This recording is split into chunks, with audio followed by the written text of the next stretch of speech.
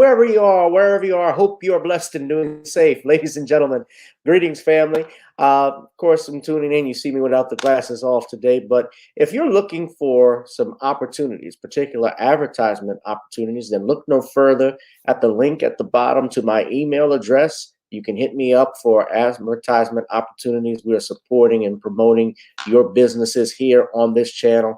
You can also, if you would like to donate and subscribe to our Patreon, link is at the bottom as well. So you have multiple ways in which you can advertise with the platform by emailing me when we go on through our live stream. You also have access to premium content, those that want to see premium content that you will not find here on YouTube or Facebook or Twitter, as I am suspended probably by now. You guys can check out the Patreon at link at the bottom. But advertisement opportunities, definitely email me, gavin.grich1@gmail.com for rates. And for the Patreon, it is the same as the YouTube channel. It is channel gboot2786. All right, I'll holla. Peace.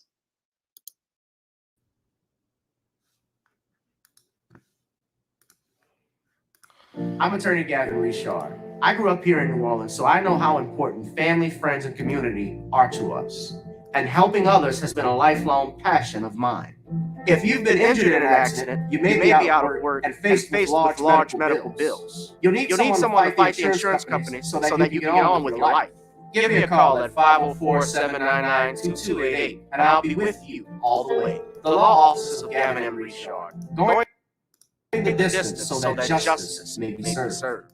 I'm attorney Gavin Richard.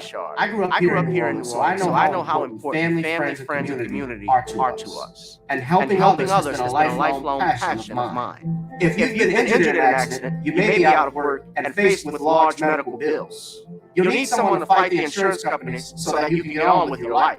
Give me a call at 504-799-2288, and I'll be with you all the way. The law offices of Gavin M. Richard, going the distance so that justice may be served.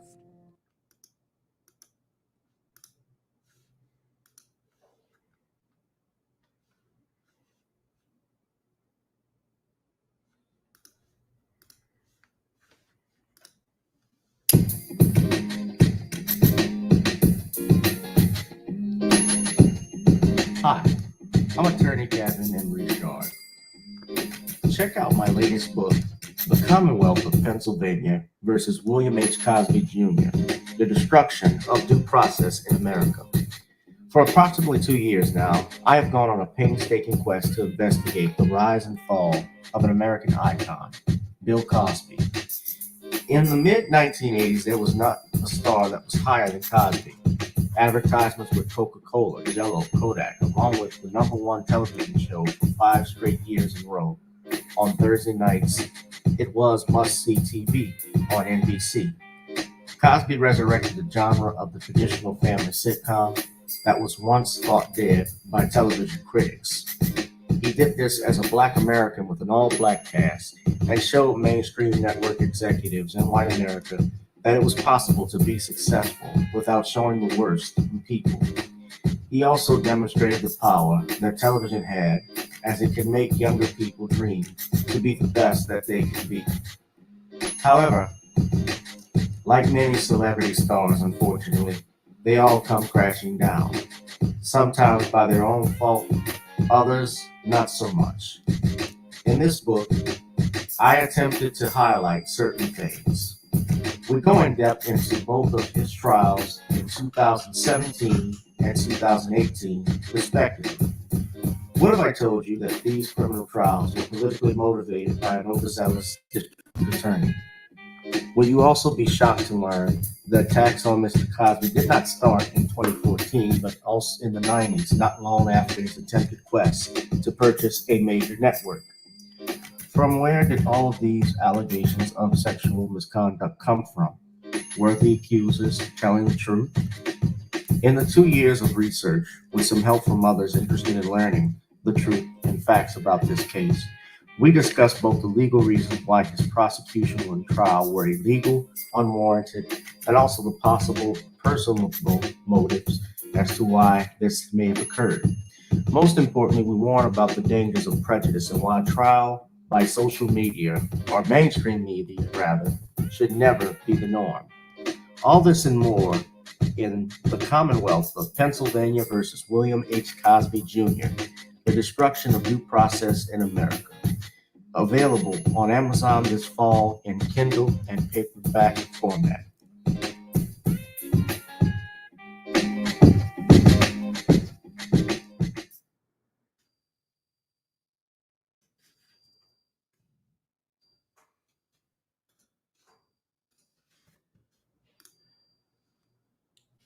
Whoever you are, wherever you are, hope you are safe and doing blessed.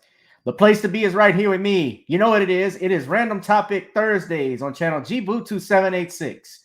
Whoever you are, wherever you are, hope you are blessed and doing safe. Tonight, we'll be discussing the following. Kyle Rittenhouse trial, day 3. Also, we'll be in relation to that, Ahmaud Arbery jury selection, one black juror, followed by the 2021 election day aftermath, Bloody Tuesday.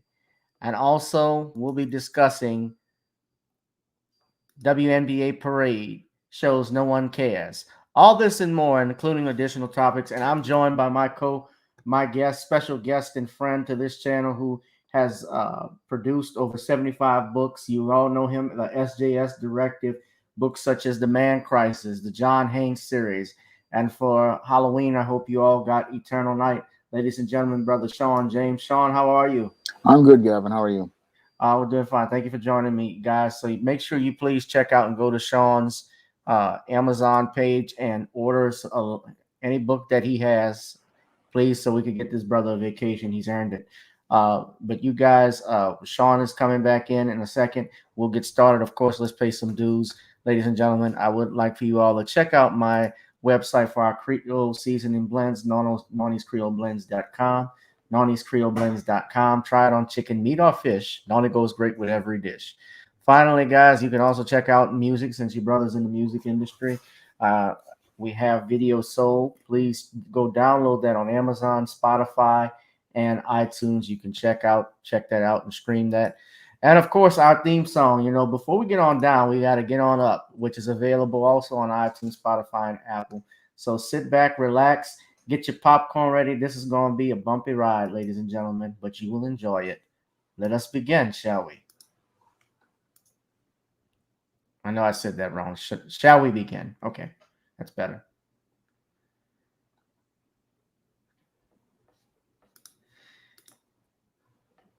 Here goes the copyright strike, guys.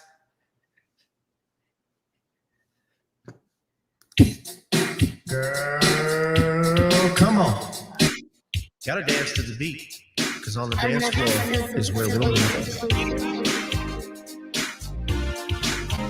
Show me what you got.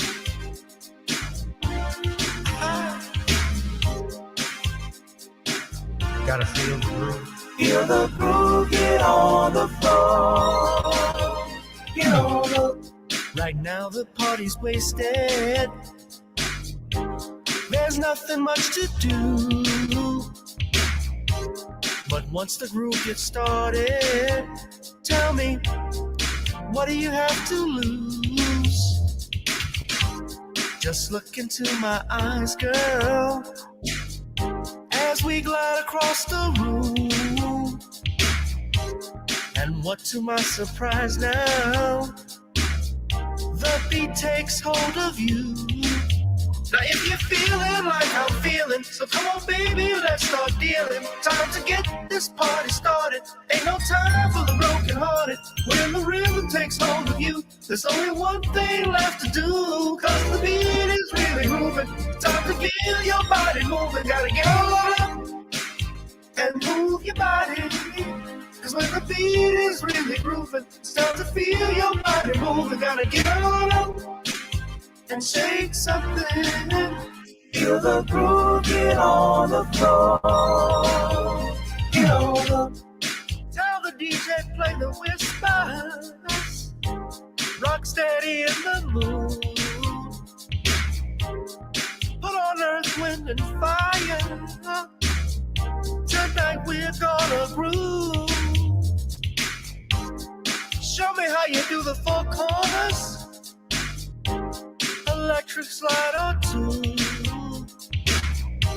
Hit the bus stop or do the bunny hop, baby. It's really up to you. Now if you're feeling like I'm feeling, so come on baby, let's start dealing. Time to get this party started. Ain't no time for the broken hearted. When the rhythm takes hold of you, there's only one thing left to do. Cause the beat is really grooving. Time to feel your body moving. Gotta get on up and move your body.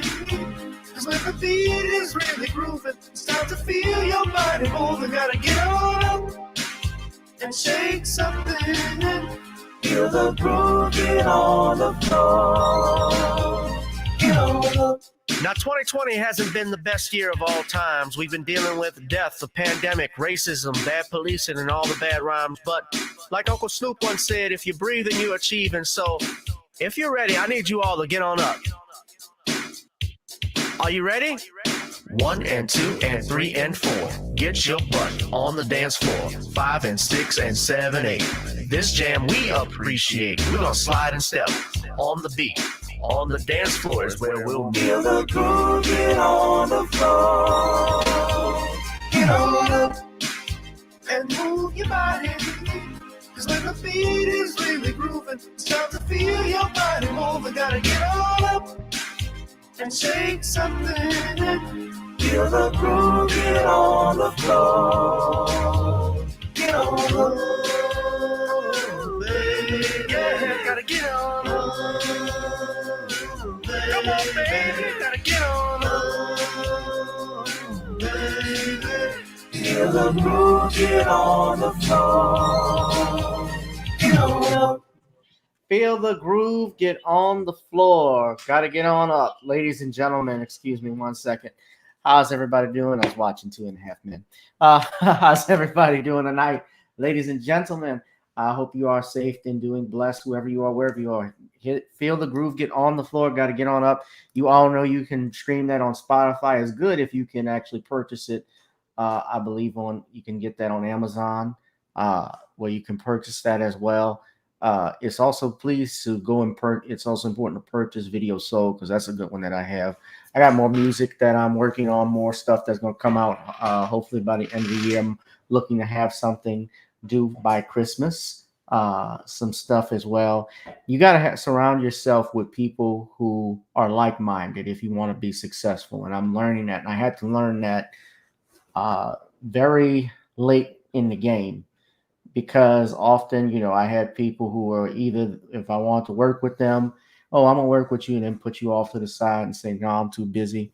And you can't be like that. And you can't depend on people, because you depend on them, then your dreams truly won't come true. And they got a lot of Freddy Kruegers out here in the world. And I think, Shawn, you know what I'm talking about. We have people who are like to create nightmares. But this is a like-minded person, an entrepreneur himself, Brother Shawn James, author extraordinaire. What's going on, Shawn? I'm good. How are you? I'm doing good. You were about to comment on that line I just said about Freddy Kruegers in the world and like-minded people.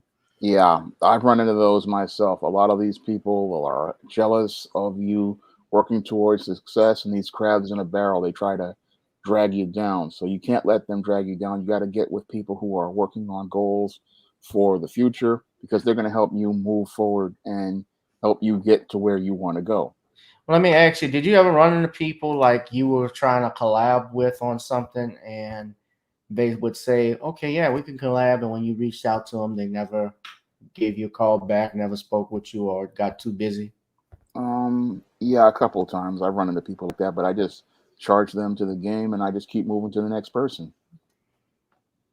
There you go. That's what you got to do. So without further ado, Shawn, we're going to get right into it. I guess I'm going to start off on a light note, a semi-light note. I wanted to talk about this, ladies and gentlemen.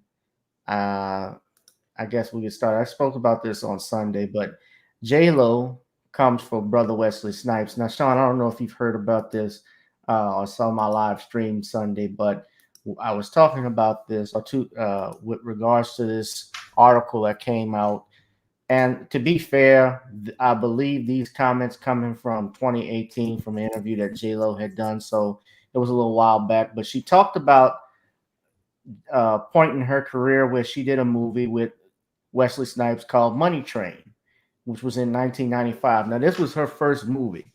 And she did this, obviously after In Living Color was off the air. Because remember, she was a fly girl Yeah. on In Living Color. That's how she got started. And in the 90s, and that's Wesley Snipes, that's Woody Harrelson in the middle, and that's J-Lo to the right. In the 90s, Wesley Snipes, I think early 90s, between him and Denzel, they were battling for the top black actor in Hollywood. Although Eddie Murphy, I guess you could throw him in. They were the top three at that time. Will Smith hadn't blown up just yet in the early 90s.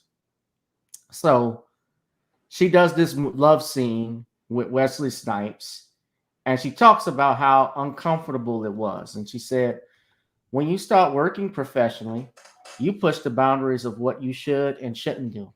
And I didn't think I had the right to say no, like, no, I'm not doing this. And that's it. So we did it, and it was tough, she explained. Wesley was wonderful about it in the scene that he was like, what's going to make you more comfortable? And I was like, bring music, play it loud. According to Lopez, both of her male co-stars hit on her often, although Harrelson took a more comedic approach than Snipes. Wesley, even though I had a boyfriend at the time, went full court press. He was flirting with me. You always flirt with your co-stars. It's harmless. Then he just started getting a little more serious. He would invite us all out together, and then at the end of the night, he dropped me off last and tried to kiss me. I'd be like, Wesley, please, I'm not interested in you like that. He got really upset about it. Now, after the story came out, and she did this with SAG-AFTRA. This was back in 2018. He responded and said what happened was she had never done a love scene before. She was absolutely terrified. I was given instructions from the director to make her feel good. That was my job. I knew people would look at the screen and say either they have chemistry or they don't. I told her if she took my advice, we'd do a wonderful erotic scene. And if it wasn't a good love scene, they'd edit it around her and throw it on the floor. So she was 25 at the time. Now she's 50 and is on her 8th husband, or back to her 2nd husband or boyfriend, whatever, her 5th husband, boyfriend, whatever it was. And let's be real, J-Lo, I think she was messing around with dudes trying to get a come up. Me personally. Now, I think what they did in this movie, they tried to get, and they do it all the time in action films, as you know, Shawn. The star of the movie gets the girl. They bring an attractive girl in because they know, number one, girls will like her, and men will especially love her. Especially if she's a woman who is attractive. Men always get that. Men like that. We like seeing that. That's like with James Bond. Bond is always by a pretty girl. The hero of the movie gets the girl, and Wesley Snipes was the hero. So, what do you think of J-Lo, and what's going on with this situation? Do you find any credence to it? I think this is another case of revisionist history, and I think your JLo is trying to rewrite the story as related to what went on between her, Wesley Snipes, and Woody Harrelson. And now that she's 50 years old and busted, now she wants to make herself a victim of something that never, I believe, happened on that set. Now, I believe that this 25-year-old Jennifer Lopez was out here probably trying to flirt with guys like Wesley Snipes, and she was on this set thinking about trying to move her career forward and also trying to move her personal life forward. Now, if you know history, Halle Berry on Jungle Fever had some issues with Wesley Snipes, Right. and she was trying to play both Wesley Snipes and Spike Lee off of each other. Now, your J-Lo and Halle Berry are in the same age range, and I'm seeing a pattern here as related to the behavior that they see Wesley on the set. He's an A-list star, and they wanted to see if they could get with this A-list star to move their careers forward. So they're trying to J-Lo is trying to rewrite history now that she's washed up like a thong on the spin cycle. The machine is stopped. The attendant is about to take the thong out of the machine and drop it in the trash. So that's what's I think happening. that thong is worn out, it's faded, and it's also got cracks and holes in it. Yeah, it's done. It's been the elastic has worn out on that thong. Yep. Whatever was left on that floor. She's done, and now she wants to rewrite the story on incidents that went on. And she had no problem giving it up to George Clooney and Out of Sight later on. No, she had no problem getting in these type of scenes with these white guys, but all of a sudden she wants to make Wesley into the big black brute, which is par for the course with this MeToo narrative. Every time one of these washed up actresses needs to try to get themselves relevant, they go out here and find a black man to make the bad guy of the story, and they want to revise the history of that story to make it look like they're a victim, but they were no victim at all. They were out here and looking to get with whoever was a star and move themselves forward in the Hollywood social scene. That's what happened here with J-Lo. She, in the beginning, wanted to go out here and move herself up the same way Halle Berry was trying to move herself up on that Jungle Fever set. And now she wants to, now that she's 50 years old, busted and broken down, now she wants to rewrite the story to make herself out to be a victim. But she wasn't a victim at all.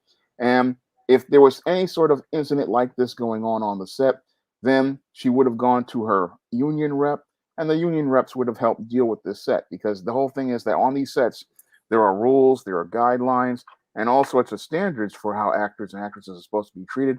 And if an actress is uncomfortable, she can get a body double the same way Julia Roberts, a rookie at the same time, got a body double to be in Pretty Woman. Right. She actually tried to make Wesley Snipes look like Simon Phoenix from Demolition Man. Remember that? Yeah, I remember that. Yeah. And Wesley back in the day in the 90s, he became, for our generation, like the first black action star. I'm talking about in my generation in the 90s, because they didn't have, I mean, even with Eddie Murphy, Eddie only action movie he did up until that time was the Beverly Hills Cop series, and it was more comedic. Whereas you look at films like Passenger 57, Murder at 1600, those movies were more dramatic take. And I didn't know this, Shawn, but Passenger 57 was made by a black man. Yeah, it was. It was one of Wesley's biggest hits. Right. Passenger 57. Y'all look this up. This brother who made it, the director was a brother by the name of Kevin Hooks. And his father is actually was an actor too. He was in the Fresh Prince of Bel-Air. I didn't know this. He wrote the screenplay to that. Well, no, he didn't write the screenplay. He directed it, but that was big back in the day. But I remember that, and of course, Jada Pinkett Smith took Wesley Snipes' haircut, went all the way out. Hey, y'all want to see Simon Phoenix? Hold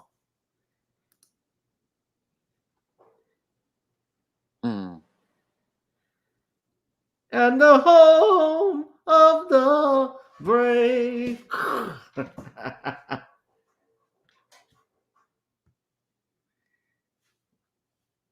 Poor Wesley.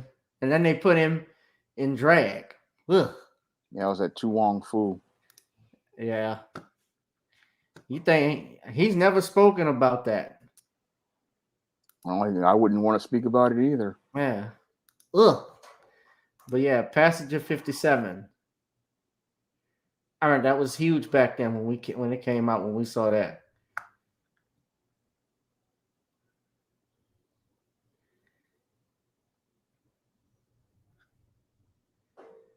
So yeah, but this thing with J-Lo, yeah, I think J-Lo is just doing this.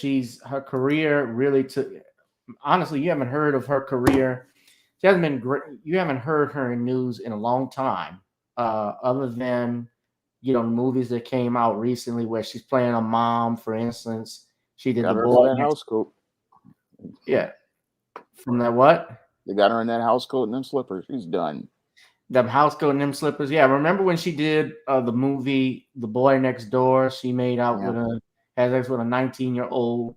Then she does Hustlers where she's a stripper. I'm not gonna lie to you. I love that shit. Hustlers, I love that.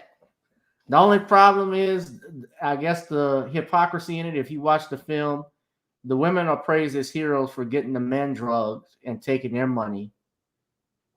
But when Bill Cosby got accused of it, he was the arch villain enemy. Oh, this is evil, this is evil. They were doing the same thing he was accused of.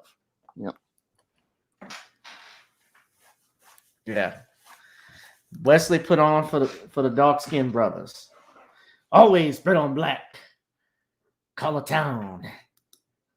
I think he's also, I find this interesting they're coming up with this too, Shawn. He's supposed to be, I guess, doing a multiverse of Blade. If I'm not mistaken, there were talks about that. I even saw that he was actually going to do a movie that was going to be it was going to be, I guess you could say, inspired by Blade, but not Blade 2. And who knows where that would go. Had you heard about that? Yeah, I heard that he was planning on doing something with Blade, but I wouldn't do anything with Marvel the way it is right now. I mean, they're all social justice, and they wouldn't be able to let him do the Blade like he did in '98. Blade will be bending over for Frost. Yeah. The guy who they got doing it, Marshall Ali, he's gonna be the new Blade. You know, all of his movies, he's won Best Actors for. He was involved in or some shape with with some of that booty action. Say no more. We're gonna get, or else they're gonna ban this channel. Yeah, so I'm not gonna say anything else. But yeah. But y'all see the hit that like, share, and subscribe button, ladies and gentlemen. Y'all see the PayPal link, the Cash App at the bottom. Salute to Black Voltron Reloaded, my brother, always in here. Darius from Atlanta. Yeah, Lamiko had the quote, always bet on black. No, she had a collection. She had a collection of noise. That wasn't an album. And she wanted, you notice how all of these white and Hispanic artists want to be down with black people. They want to be down and, oh yeah, have the hip hop beats. Ain't that funny? And then when they start making more money, they leave. No, that's what Miley Cyrus. That's what they do. They come and they piggyback on us. Yeah. Then when they springboard, then they go out here and abandon the black community. That's why we shouldn't let anybody in. Right. And I remember when J-Lo was broke, her ass was even bigger than what it is now. Her booty was big back in the 90s when she was on In Living Color. It was bigger. And that nose was bigger too. Yep. But she wanted to be white. Right. I remember. What's funny too, Shawn, why haven't you heard from, why is it, and shout out to Harvey because he mentioned this and did a video earlier. Had you noticed that the only two fly girls that are, I guess if you want to say household names, I guess that's the best way of putting it, are J-Lo and Carrie-Ann and Arbor? And those are the black, and those two were not the non-black dancers. They had a couple of white girls that were with the fly girls, but they're the only ones that actually made it, did something afterwards. Well, that's what they want to do. They wanted to push the non-black ones because that's what Hollywood does. They will push non-black women over black women because that's how they do their business. So that's par for the course with them. Yeah. Hold on. I'm gonna put up Exhibit A. Look at it right here, y'all. This was Spanish Harlem, Jennifer Lopez. Now she's gentrified Harlem. Y'all see that? Yep. The original Fly Girls. Rosie Perez was the choreographer for the Fly Girls.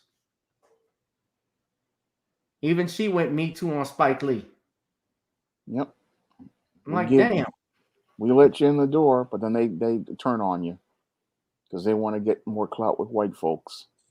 Right. And she did more sex scenes after Do the Right Thing with Woody Harrelson and White Man Can't Jump. And had no problem doing it with the white guys, just like Jennifer Lopez had no problem with the white boys. He had no problem with Ben Affleck. But she wants to revise history. Yeah. Again, if she had problems, she could have went to her union rep. She could have went to the executive producer. She could have went to the director, because there's a chain of command that you can go to, and requesting a body But the double is no director is the problem. one that suggested it. So Yeah, the director is the one that suggested if she had a problem, she could go to the producer. Yeah, The and producer fires the director. yeah, and the union, and the whole thing is the union would have said, "Look, you're just gonna have to get a body double." Yeah. All right. Well, let us move on, my friend. We hit that like, share, and subscribe button. And J-Lo can't sing either.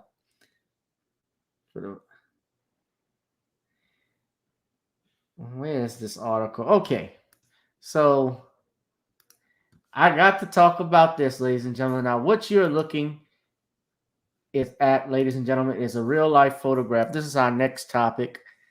I'm getting into the lighter stuff right now instead of at the end. It's random, no order. WNBA parade shows no one cares. In the age of wokeness and why women's sports does less than men's and it's unfair, we need gender equality, we need money.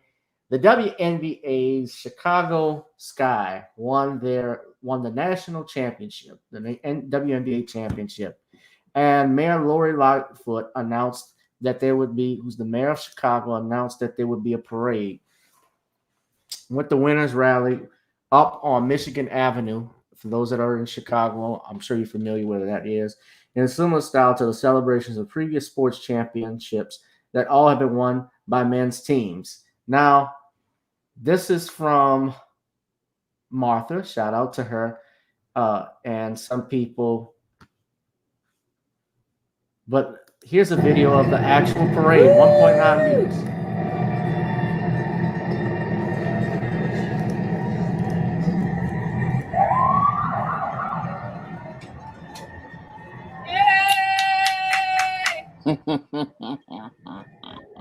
Yeah, notice it's one person clapping. Now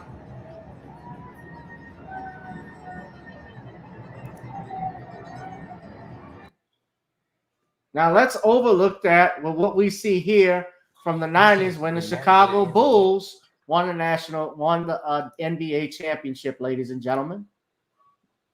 Let's look at this.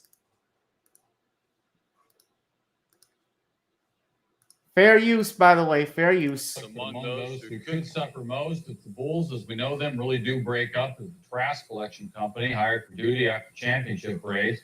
Bulls fans today litter the streets once again. Heard that litter. The NBA for the third straight time. The streets in the WNBA championship were not littered. Everybody politely picked up the trash and threw it away at the same time. And Michael loaded us up on his shoulders and carried us home.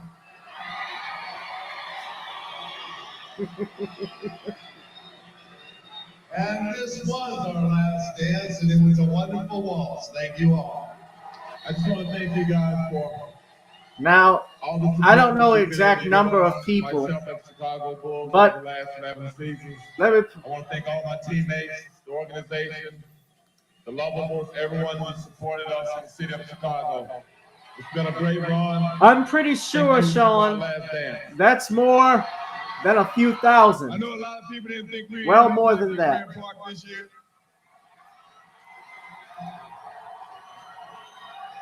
Nobody knows if we're going to be in Grand Park next year.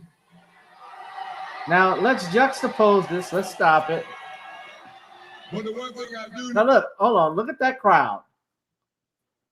Now, let's go back. Oh, I'm being petty today, guys. I'm being petty. Let's go back, Shawn. Let's look at the WNBA pictures of their parade. Let's look at the Chicago Sky parade. Let's go back.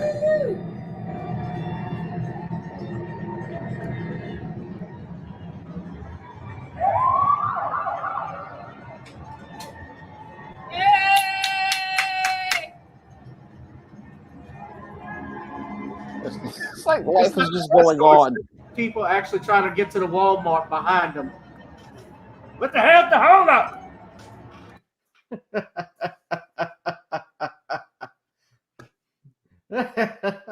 So, of course, so a few people commented and were congratulating the Chicago Sky on their championship. It was shot from that video you saw was shot from a building overlooking the parade and showed the small crowd cheering loudly as the victorious team rode past them in a motorcade. Twitter users quickly expressed their disappointment at the lack of crowds gathered to celebrate Chicago's first professional basketball win since the Bulls collected their sixth NBA championship in 1990. One user wrote, "I feel bad for them. I only found out we had a team last week when they made it to the finals. So they didn't even know they existed." Now, in all seriousness, Shawn, I want to ask you this question. Do you think they found out they didn't exist because it was mistreatment? Do you think of female WNBA athletes? Do you think it's just the fact that nobody's watching, or no one's just interested, or people just don't really care? Or is it all of the above? What exactly? I'd have to say it's all of the above, because the WNBA should just be called the whack NBA, because these players are whack and they don't have any style to their gameplay.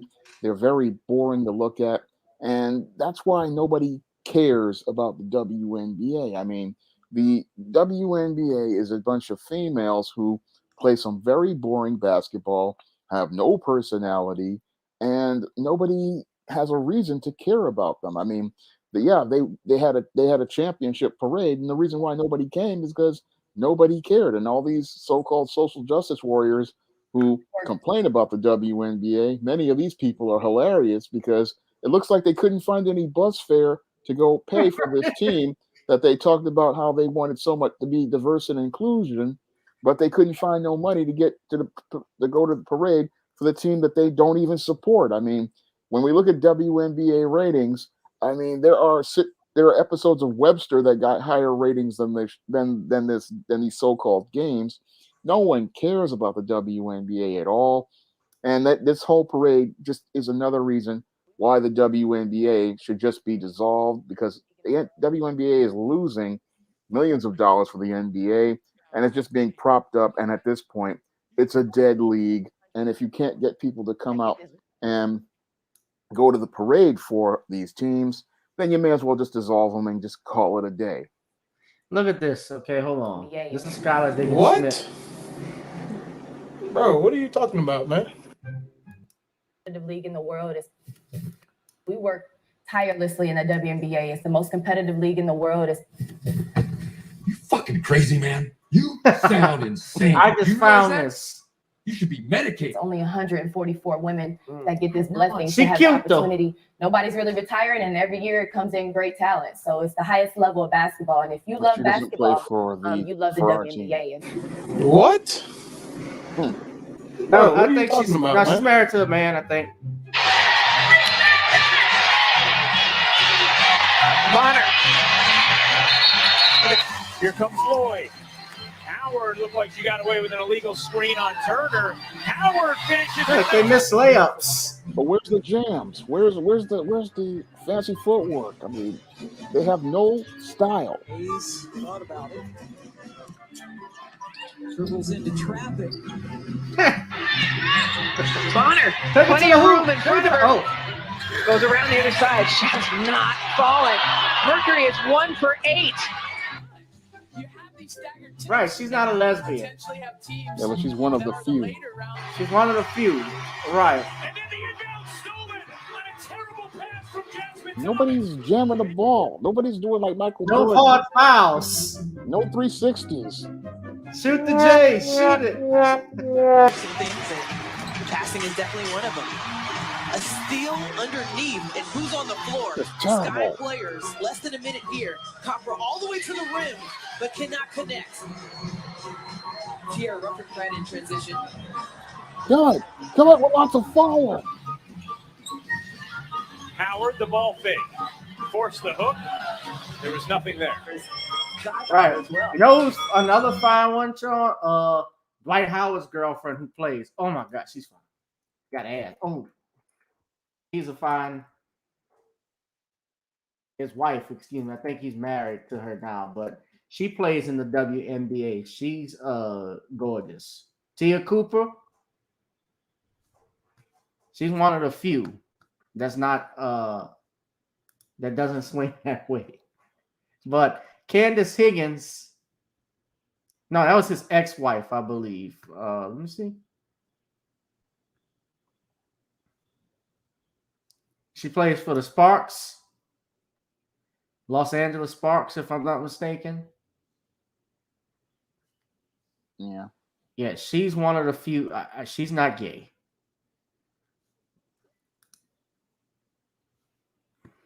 Hold on, let me. But Candace Higgins, who played in the WNBA, she talked about how she was bullied during her career, and she was bullied because she said that 98% of the women were lesbian, and they would get mad with her because she was straight. Let me just read this article for you. She states here, and I quote, me being heterosexual and straight and being vocal in my identity as a straight woman was huge. I would say 98% of the women in the WNBA are gay women. It was a conformist type of place. There was a whole different set of rules the other players could apply. There was a lot of jealousy and competition, and we're all fighting for crumbs. The way I looked, the way I played, those things contributed to the tension. That's Candace Wiggins. She's not bad looking. Not bad looking. Yeah. And well, wait, let me show everybody so the men could take a look at Tia Cooper, because I know they want to look at her. So this is Dwight Howard's ex. The eye surprise. But I gotta mute the music. I'm gonna get hit with a BS copyright strike.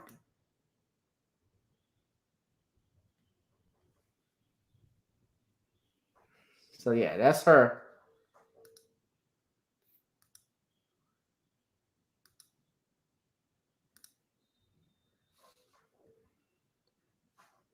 Mm-hmm.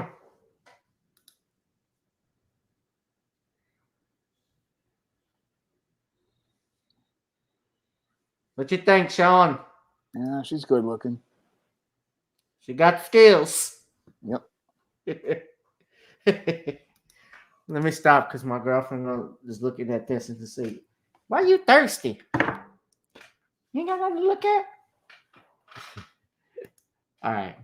But yeah, man, what did you think? So about the parade, you think it's just nobody is just interested in this stuff, or what? Nobody's interested in WNBA because the gameplay is lame, and there's nothing special about it. I mean, if you watch a regular men's NBA game, you're going to see some really great gameplay. You're going to see guys doing all sorts of super cool moves. You're going to see them taking it straight to the hoop to jam it in. You're going to see them shooting the three-pointers and actually hitting them. You're going to see a lot of stuff going on. I mean, Michael Jordan took on 5 guys of the starting 5 to get 2 points. I mean, that's the stuff people go to watch games for. Nobody wants to watch bumbling, stumbling females who talk about empowerment, but can't even play the game and just are embarrassing to look at.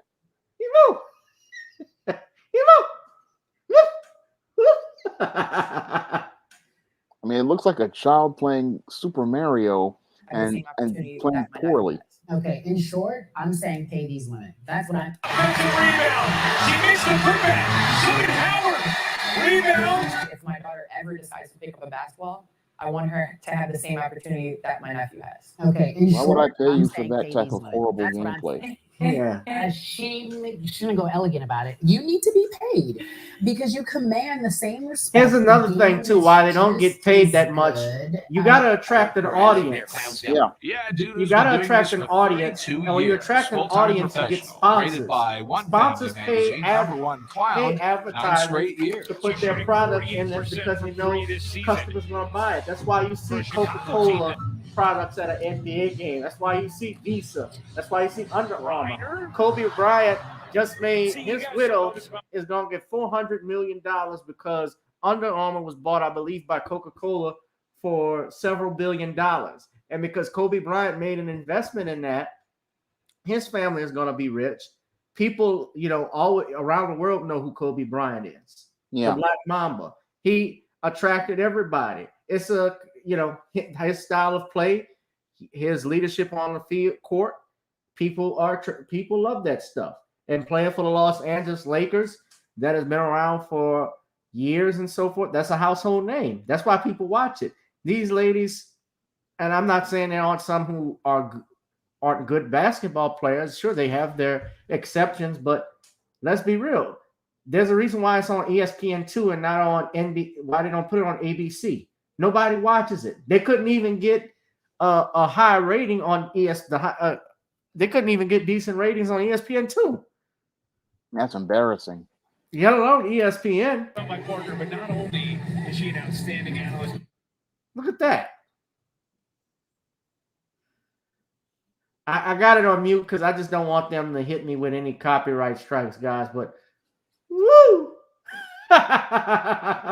They play worse than junior high school kids. It's just embarrassing. No, don't insult junior high school kids now, Shawn. Yeah, well.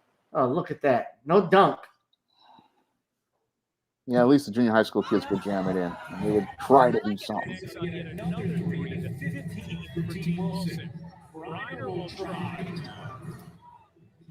Now, Brittany Griner, that's the one who I think she cut off her breast and tried to be a man.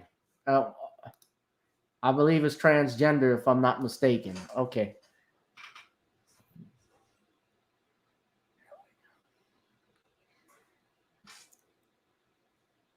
Yep, but this is WNBA is just the gameplay is just not watchable.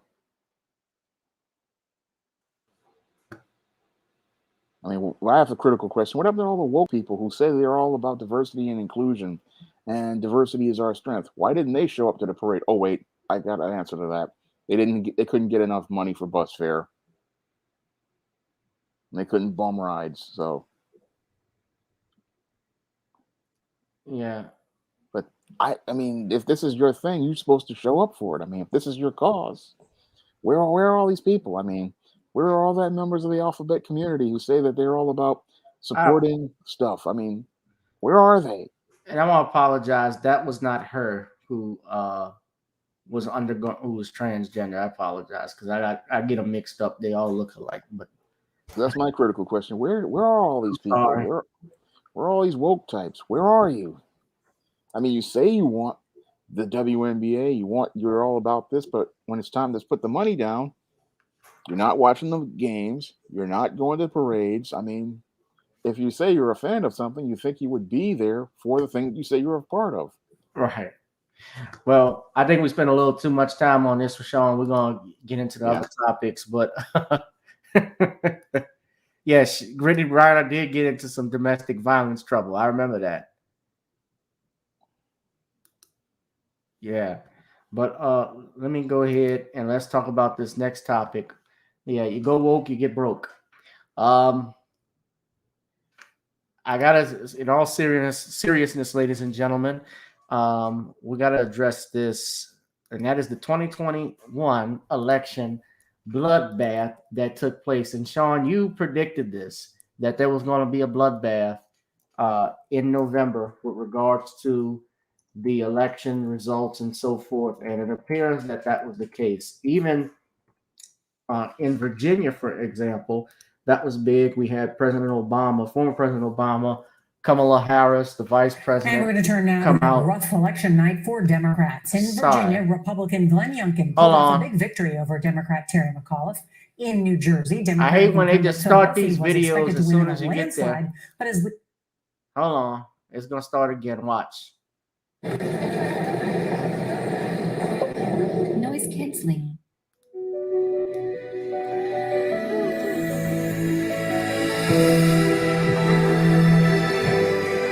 Fair use. And we're going to turn now to that rough election night for Democrats. In Virginia, Republican Glenn Youngkin pulled off a big victory over Democrat Terry McAuliffe. In New Jersey, Democratic incumbent Phil Murphy was expected to win in a landslide, but is leading tonight by a razor-thin margin. We get more now from CBS's Ed O'Keefe. Big warning signs tonight for Democrats as the upset in Virginia and tighter than expected results in New Jersey put President Biden's agenda and Democratic control of Congress in jeopardy. Mr. Biden said voters sent a message. The people want us to get things done. People are upset and uncertain about a lot of things. That was clear in Republican Glenn Youngkin's victory over Democrat Terry McAuliffe in Virginia, a state the president had won by 10 points a year ago. Voters showed they were unhappy with the direction of the country and inaction in Washington. Some Democrats today blame themselves. Look, congressional Dems hurt Terry McAuliffe. If we had been able to deliver infrastructure and reconciliation in mid-October, he could have sold universal pre-K, affordable child care, infrastructure, creating jobs. With the president's approval ratings at a record low, Democrats are now trying to figure out how to win in states similar to Virginia and New Jersey and hold on to their slim majority. As one who will be running for re-election in 2022, I need results that I can tell the American people that Congress can deliver.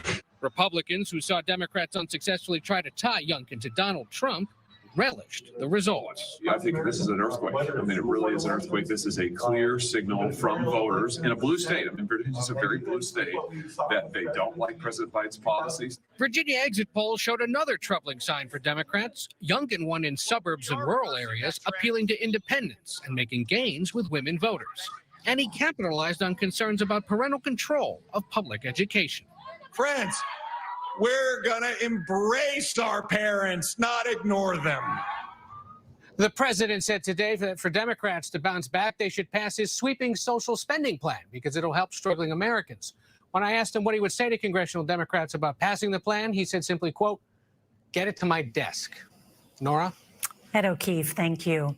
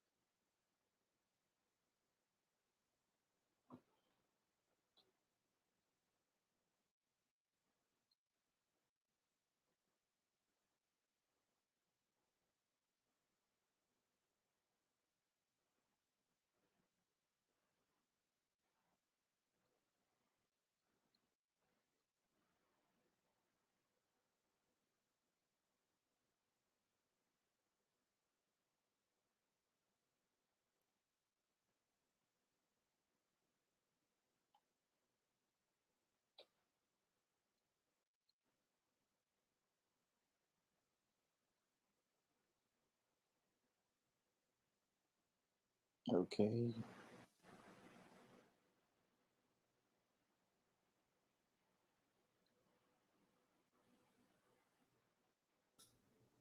Oh, damn, I was muted. So I was talking this whole time muted. My mistake. So I was saying, Shawn, even a write-in candidate up in Buffalo, where you're at, won the election, and people did not want India Walton, who is 38 years old, a registered nurse and a former nonprofit executive, because they claim that she would push a radical socialist trying to learn she was a radical socialist. They said she was also an AOC backed candidate, according to Fox. They say AOC socialist. She is. She is. And let's look at her.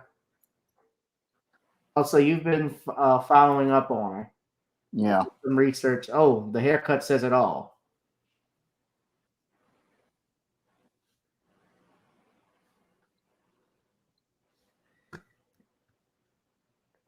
Yeah. So a message was sent. Now you couple that, let's look at Virginia, and shout out to Professor Black Truth, because he even pointed this out. If you look at the state of Virginia, remember, Biden won Virginia by over, he carried Virginia by over 2 million votes, if I'm not if that number is correct, versus Trump, who had only,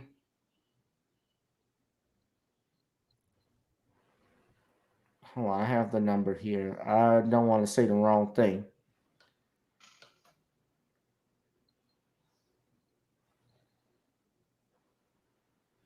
Yeah, well, he did not carry. In this situation, their own base did not carry them the last time.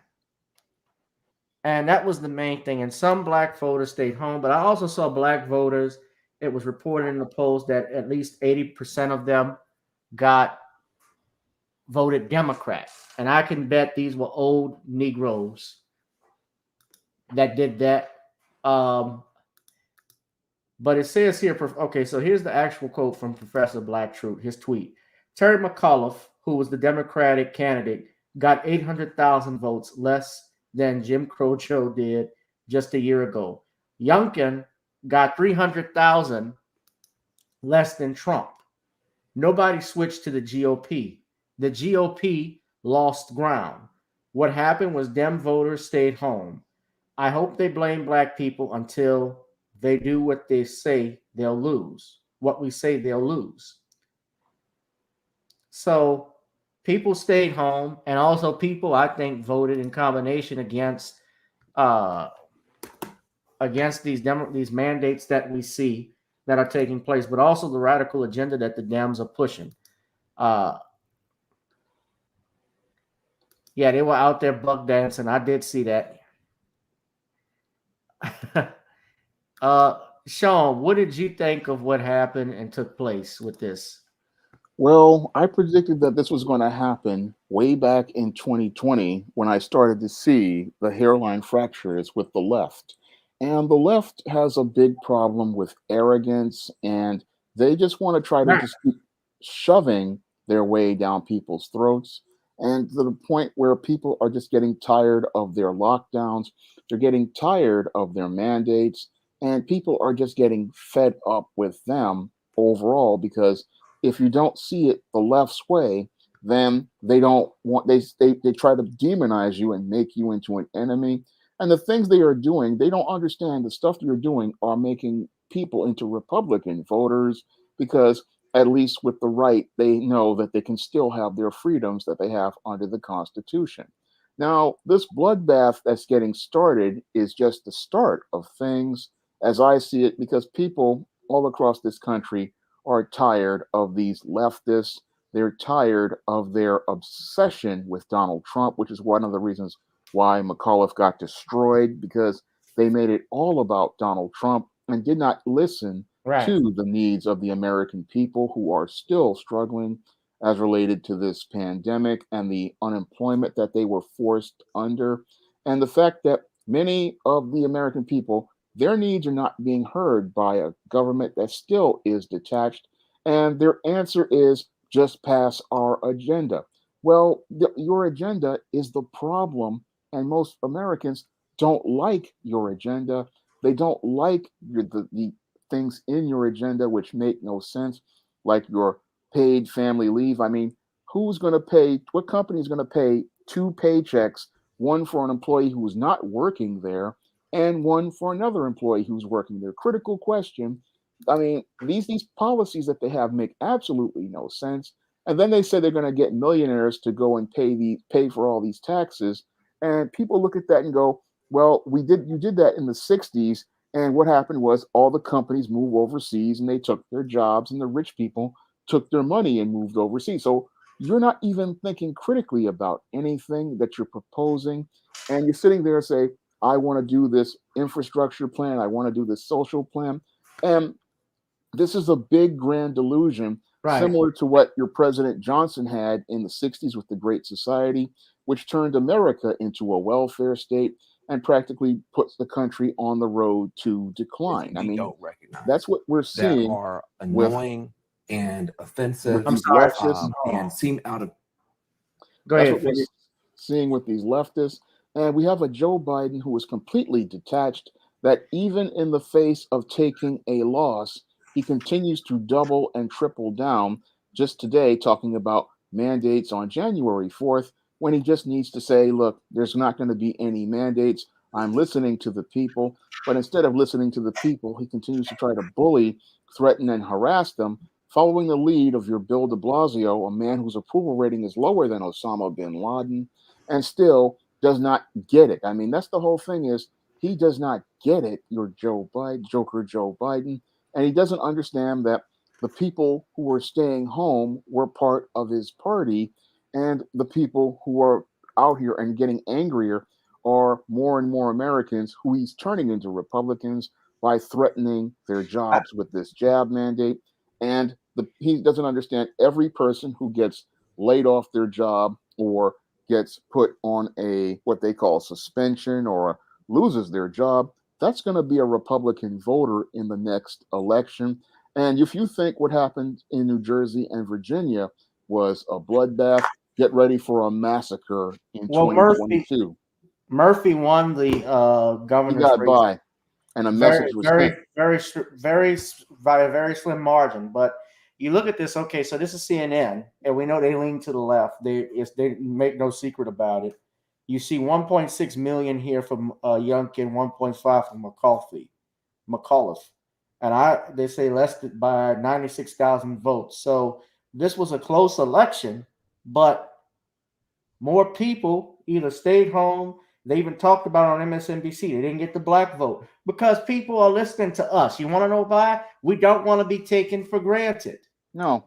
And listen to what, before you get back, Shawn, I got to play a couple of video and I got to make another point. But let me play this video first because Shawn Van actually confirms what you just said and what most of us are all thinking. I think that the Democrats are coming across in ways that we don't recognize, that are annoying and offensive and seem out of touch in ways that I don't think show up in our feeds when we're looking at our kind of echo chamber. And I think that this is a message. It does show up in your feeds. You just block them. I think that Democrats are coming across in ways you that ignore we don't them. recognize, that are annoying and offensive and seem out of touch. This is the political TO, guys. He's always crying about some shit.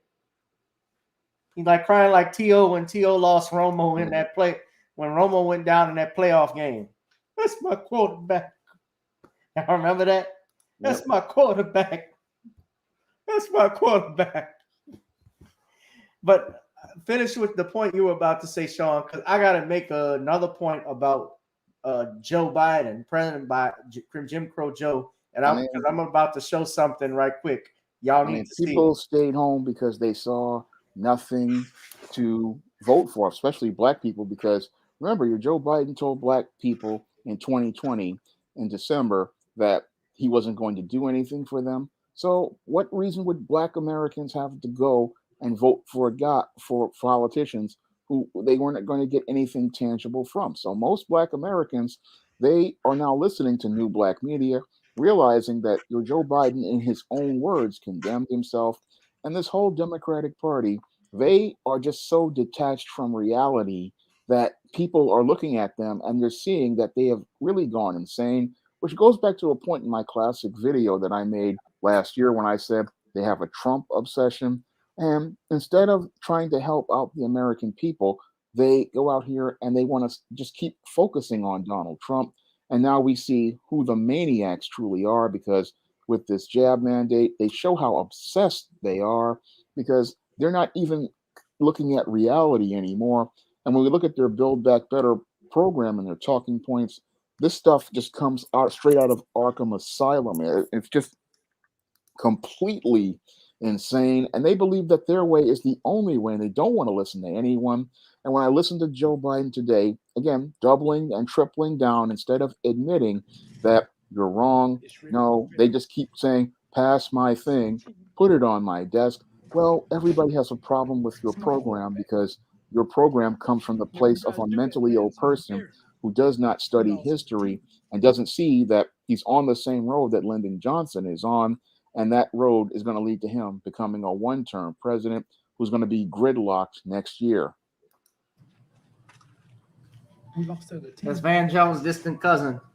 Yeah. I'm a star because I love T.O. too. I actually like him. He actually stood up against some a lot of the racist shit that goes on in the NFL. So I'm not going to knock T.O. But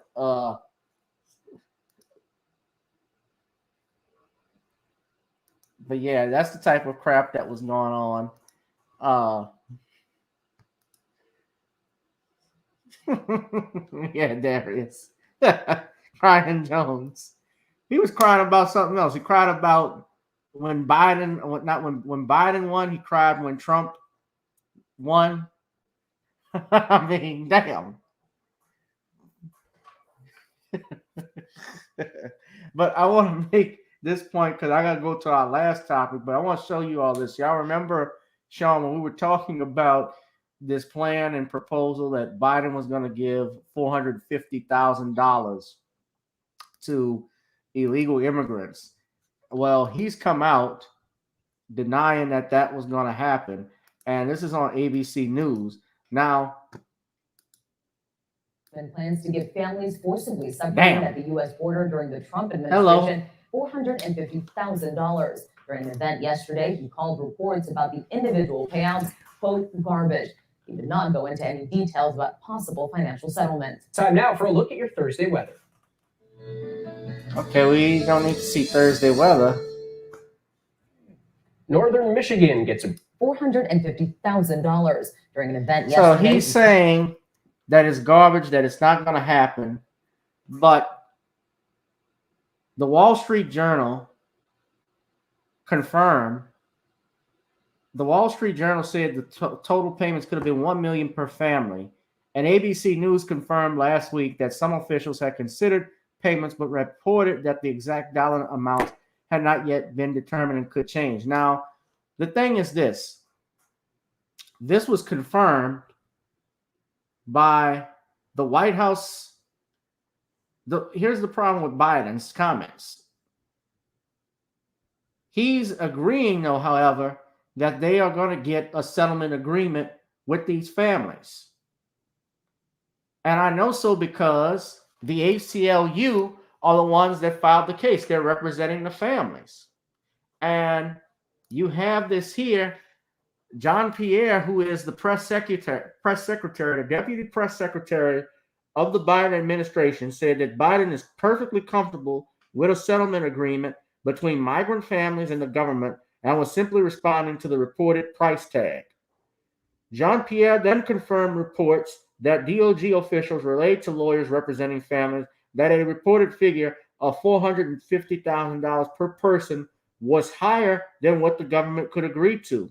She also suggested that a settlement with the families could save taxpayers dollars by avoiding the cost of litigation. Here's the problem. And my thing, yes, you can file any lawsuits you can, but these people are illegal. That's what makes this thing frustrating. It's not just the dollar amount. It's the fact that they broke the law entering this country. When Trump was the president, he had a zero tolerance policy that was in place with it. As the president of the United States, he has the authority of the executive branch to enforce the laws. United States Code makes it very clear. If you enter in this country without going through customs and borders, you've broken the law. And every nation has a right to sovereignty, meaning how it governs its borders. Correct, Shawn? Yes. Okay, so here we have a president who doesn't believe in sovereignty, obviously. He doesn't believe in sovereignty. He doesn't believe in his own laws. So why are we still, and we have people that are still protecting him? If you break, I wish Judge Joe was here because he would break this down even better than I could and go off. You know, I remember when this Jim Crow Joe used to go around and said he didn't want black cockroaches on his lap. I remember this slime ball Biden was talking all of this shit with Strom Thurmond and Roy Forbes and all of these Democratic Party members. I remember this bullshit. So we have illegal immigrants that are coming into this country and getting us, and we have the ACLU, the American Civil Liberties Union, is suing on their behalf. Yet will this ACLU do anything for the black people who have been shot and killed? Will they do anything pushing for reparations for the black American community? Hell no. Nope. But go ahead, Shawn. I'll let you have the final word on this topic. Well, your Joker Joe is trying to gaslight people by saying that he didn't propose this, but we have documentation to prove that this was the proposal he presented and his administration presented. So this is a classic tactic of abusers. Is what they try to do is gaslight you by saying that, oh, what you heard wasn't true, or what you saw you didn't see. And that's what your Joe Biden is trying to do here. He's trying to gaslight the American people into believing that he did not propose to give almost $500,000 to these illegal immigrants. And this whole policy, it disgusted most Americans because they're being told to either lose their job over a jab, and you have him talking about giving six figures to people who are non-citizens and have committed a criminal act. That in and of itself is insane, and it's probably an impeachable offense because yes, that's another thing. It should be because the presidents can be impeached for. Well, the presidents can be impeached either for in the Constitution. I know I said I'll give you the last word, but it's treason. It's commission of high crimes. Felonies and and felonies on misdemeanors. This is a high crime as I see it, because to give your American citizens nothing and then take away their jobs, cut their unemployment, and then you're going to go out here and as the executive officer of the United States, you're going to give illegal immigrants money. That's a violation of the highest level and a complete betrayal of the people of the United States. And these leftists, what's crazy about them is everything they allege Donald Trump was supposed to be about, they're actually doing, which just falls into that classic nice guy paradigm where they sit there and talk about how bad your Donald Trump was. But and then as they were out here making promises to say that they're going to do better, but we see that they're not building back better. Instead, they're tearing America down, dividing America. And we're seeing who the real villain is, because this is what happens with many of these nice guys like your Joe Biden. They talk a good game about what they're going to do when they get in, but then once they get in, they show their backside to the world, treat people like garbage, and then wonder why people hate them. And this is, again, the classic nice guy paradigm playing out for us with your Joe Biden, who is now participating in one of the classic tactics I see your beta males love to participate in, and that is gaslighting by saying, oh, I didn't say that.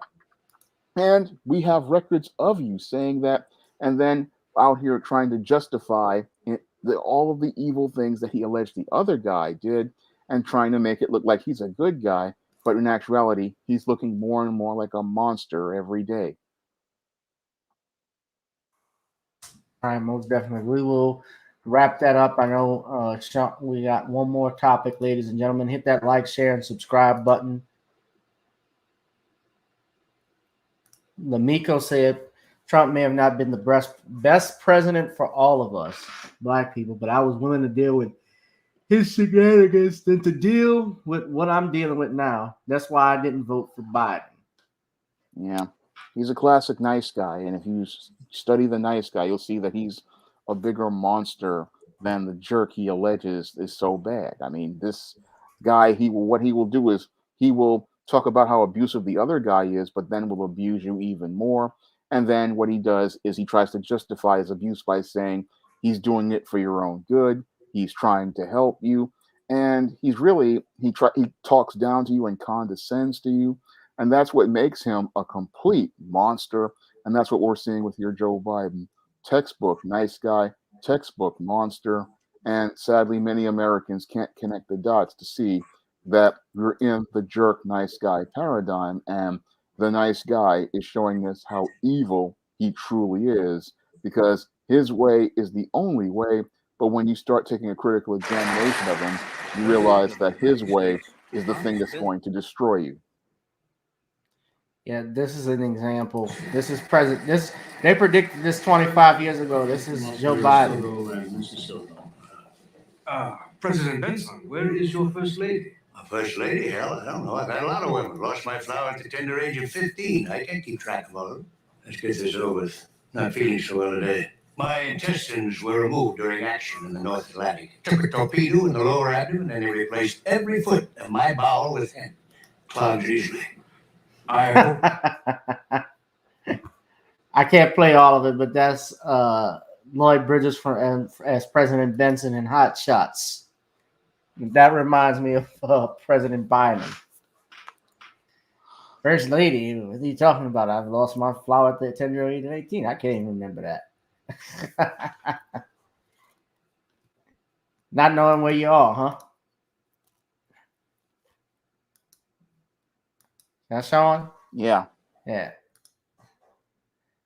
All right. So we have our final topic, ladies and gentlemen. Hit that like, share, and subscribe button, of course, and hopefully I'll be back in the I'll be back and not have a copyright strike taken. I've had my videos taken down. One of my videos was blocked completely because remember I showed that video of Dan Aykroyd talking about why that movie Behind the Candelabra wasn't going to be released in theaters.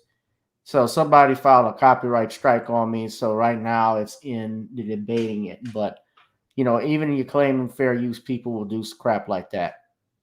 But hopefully I won't get removed. But we'll go ahead and look at this. This is one of our last topics. So there was jury selection that was going on the past week. You know, we haven't heard too much about Ahmaud Arbery recently, but they began jury selections, and I have it for one black juror out of 12 was selected. Now, what happened, and you're going to see in this video, and I'm tying it also in what went on with Kyle Rittenhouse and another juror, was that a juror was removed from that trial because of a joke that he made in regards to Jacob Blake. So what I'm going to do, I'm going to first show the Kyle Rittenhouse video because they began trial earlier this week, and this was day 3. And the judge, Schroeder, his name is Schroeder, removed this juror because of a offensive joke that he had made. They didn't repeat what the joke is, but it was obviously confirmed that he made a joke, and that was enough for the judge to dismiss him from the case. So we'll go ahead and play that, and then what I'm going to do is segue into tying it into what's going on with Ahmaud Arbery's case, and I have another video to show with that. The reason I asked you to come down was there was I was told that while you were being escorted to the car the other day, that you began to tell a joke about the shooting of Jacob Blake. And I wanted to see if is that accurate or not. It is? Okay. Are you comfortable repeating what the joke was, or do you want to just leave it alone? I'm going to tell you that I spoke about, well, I guess I'll hear from Mr. Did you want to finish what you were saying? I will tell you that I've talked quite a bit about public confidence in the outcome of the trial, and regardless of whether the issue is as grave as you presented it in terms of inner feelings. It is clear that the appearance of bias is present, and it would seriously undermine the outcome of the case. So that in itself would be sufficient cause for discharge. But if you want to expand on that, you're welcome to. No, we aren't. Did you want to say anything, defense? If number 7's unwilling to repeat it, what it was, I think we're at a disadvantage. And I suppose his unwillingness can be taken in the worst light. So based on the unwillingness at this point, I think it's probably the proper course. Okay. All right. I think the best thing under the circumstances, I'm going to dismiss you from the jury, sir. And we do thank you for taking the time to come down here. Thank you. My feeling is that it was nothing to do with the case. It wasn't anything to do with Kyle and his 7 charges. Here, and I have not, I've not stated that you have, it's not, one of the things that I have to do when I have to make judgments, I try to confine my judgment to the things I have to judge and not to forming opinions about other people other than that. So I don't want to get into that. The point I'm making is that the public needs to be confident that this is a fair trial. And I think even at the very most, it was bad judgment to tell a joke of that nature. Okay, so that's okay. Thank you very much, sir. All right, so that happened in this case, and I know, Shawn, you've done a video. I've talked about the judge and the way he's handling. A lot of people say he's been too favorable to Kyle Rittenhouse. Like he's Kyle. One guy, our brother Rico, he said he wonders if this was Kyle Rittenhouse's father because he was really babying him. But I started watching it, and I saw the prosecutors are making their arguments and actually putting on their evidence, our case in chief, as we say, showing videos of Rittenhouse there with the AR-15 that was given to him illegally. We should say that he was carrying that. But of course, that was why he was charged. And, I say always as a general rule, there's a trial going on, and as a lawyer, just before innocent until proven guilty, although I know how y'all feel and even how I feel, but I'm waiting to see what everything comes out. Now, what's interesting, Shawn, they dismissed this juror for that. They don't know, and they have not disclosed the racial makeup of that jury, unlike the Ahmaud Arbery case. Now, I'm going to jump over to that and what happened with the Ahmaud Arbery situation today. Now, what happened, and you're going to see, ladies and gentlemen, what the district attorney, the assistant ADA, had to say, coupled with this report from ABC News that I'm going to show for you as well. But first, let me go ahead and play what was said on ABC, then the arguments in the courtroom earlier today. So let's go for the ABC report first. In this murder case, and today we have fair 12, use, and as we mentioned, fair use, guys. Only one is black. The Superior Court Judge Timothy Walmsley, who will oversee the courtroom, has acknowledged, as Alex just said, that intentional discrimination by attorneys has been seen for those 3 defendants, appearing to have shaped the jury selection now, and it's already created quite a conversation and controversy there at the courthouse. ABC News contributor and host of the Law and Crime Network, Brian Buckmeyer, with us. He's going to be following the trial there in Georgia along with us. He is there. Brian, you were able to go inside that courtroom once for the jury selection. What do you think? Will this statement by the court, the judge, of intentional discrimination in any way directly impact the court's proceedings here? So thank you for having me. It was actually interesting. I was there, as you said, for one day of the jury selection. I've been there for quite some time as well. I actually got to speak with Ahmaud Arbery's older aunt this morning. And when we talk about the jury selection process and what would have occurred yesterday, that being what's called the Batson challenge, where the prosecution said the defense collectively had 24 strikes, and 11 of those 24, almost half, were for African-American individuals. They challenged that and said there is bias here by the defense. And what the judge said is there are 2 steps in this. First, you have to see whether on its face there is some form of bias. And the judge actually to his credit, I've never seen this from many judges, said, I see it. I can see what you're doing here, that you've asked questions of both white jurors and black jurors. There are more questions for the black jurors. And those jurors who said, I've seen a lot of this case, but I can put it to the side and still listen to the facts of the trial. The white jurors seemed to move on when the black jurors did not. And so the prosecution made the argument, and the judge, I think you can tell from his facial expressions, his tone, he was very cerebral when he said, the law of Georgia does not allow me to act. He said the first step of seeing whether or not there was bias, he said, I saw it there. I see what you're doing here, defense, but you have given non-race or race-neutral explanations for excluding them. And it almost seemed like he was saying, my hands are tied. I have to agree with you, defense attorneys, and I have to say that these jurors are not going to come into this trial. Wow.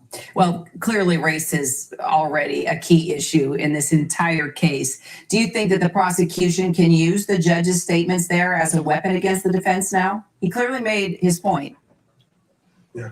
Unfortunately, I don't think that's going to happen because this is a judicial ruling.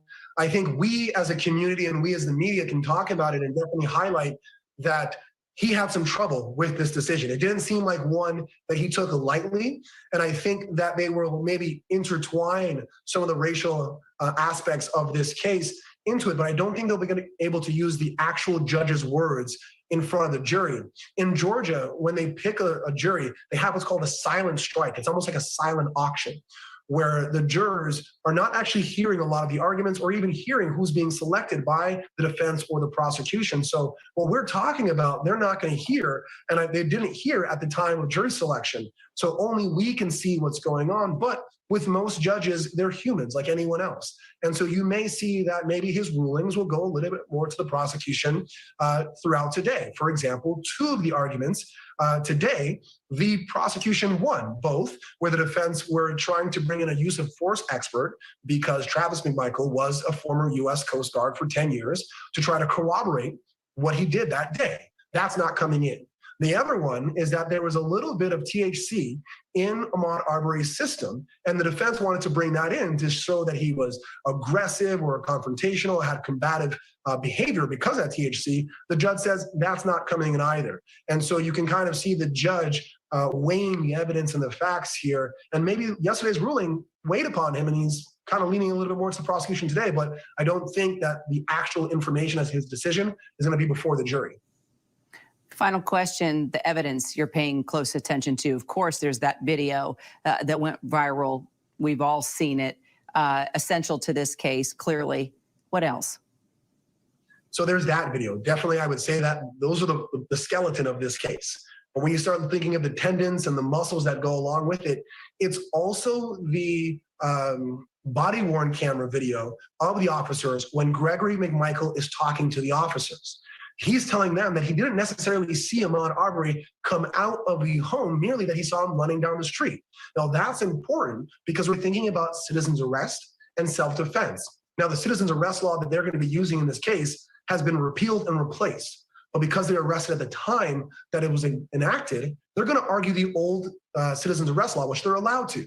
But that law even said you have to have a certain amount of information that a felony occurred. If you simply see an individual running down the street, that's not a felony. You could believe they may have been committed a crime beforehand, but that body-worn camera tells us that he didn't. The other major issue is 3 shots went off. And the big question that I think most of our viewers have to listen to in this trial is whether or not that shotgun is semi-automatic or pump action. Semi-automatic, maybe Travis McMichael can argue, hey, in the heat of the moment, it went off 3 times. But if that gun is a pump action shotgun and he had to pump it each time to shoot Ahmaud Arbery, the second and third shot could land Travis McMichael in malice murder territory, which is a top charge that the McMichaels are facing.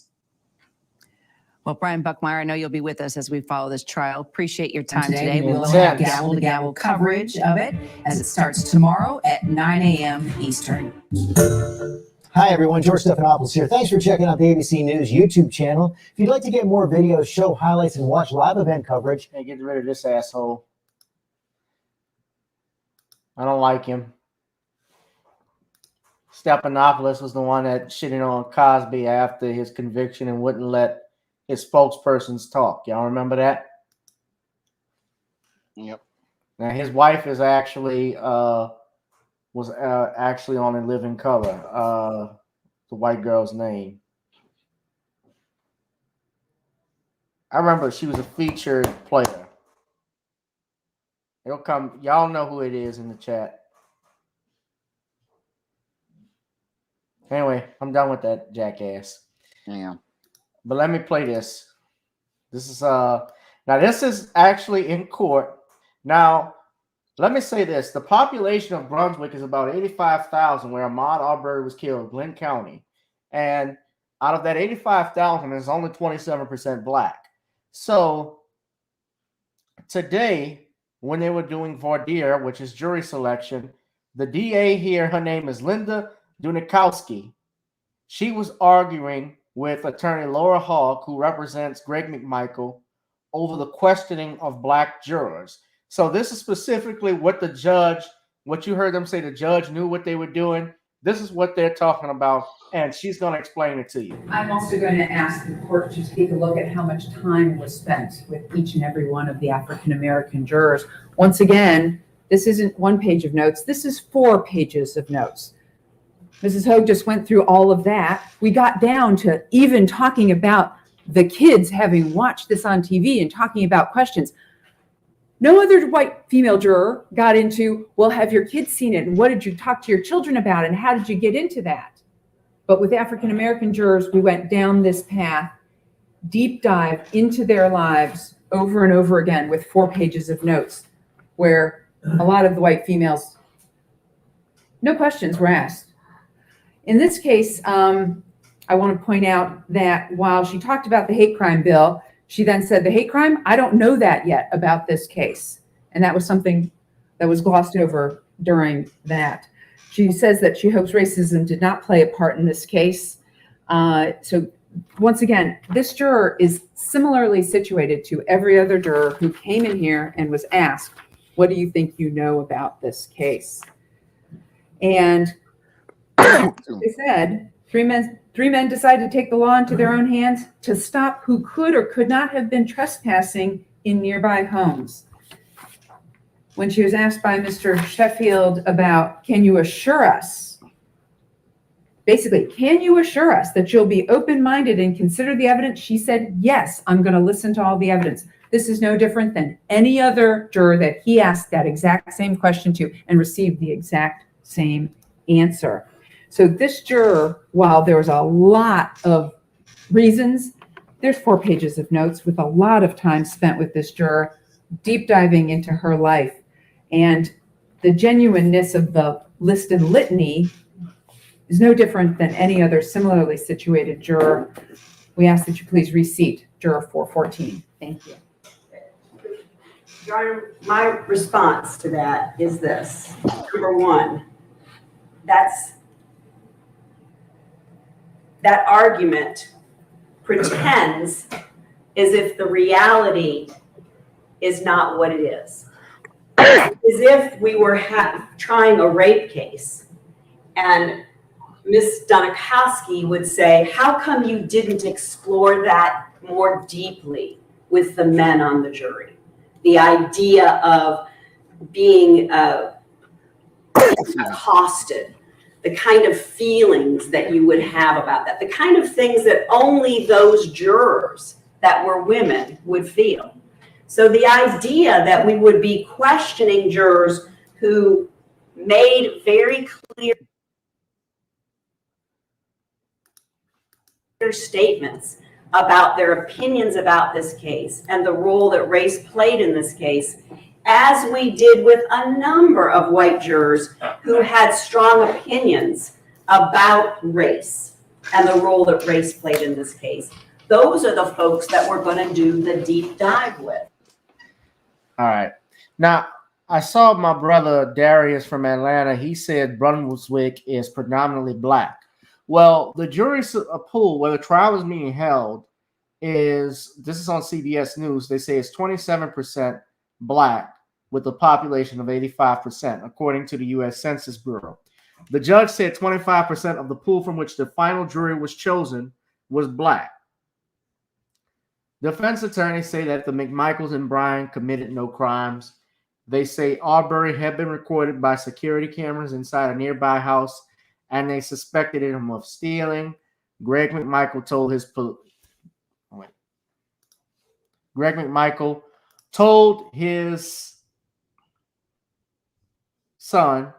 told police his son opened fire in self-defense after Arbery attacked with his fist and grappled for Travis McMichael's shotgun. Investigators have said Arbery was unarmed and there was no evidence he had stolen anything. So I got to say about this, only one juror is black on this trial. Gunakowski noted, as we saw in that video, you just saw her, the ADA, that many prospective jurors questioned in open court, expressing strong opinions about the case, but all who remained in the pool from which the 12 jurors emerged said that they could be impartial and base a verdict solely on the evidence. So with that being said, Shawn, and this is our final topic, I'm going to give you, and I know we've been waiting to hear your response. I want to give you the floor, sir, to open about what you think. And this is the article, ladies and gentlemen, from CBS News. I'm going to put this in the chat.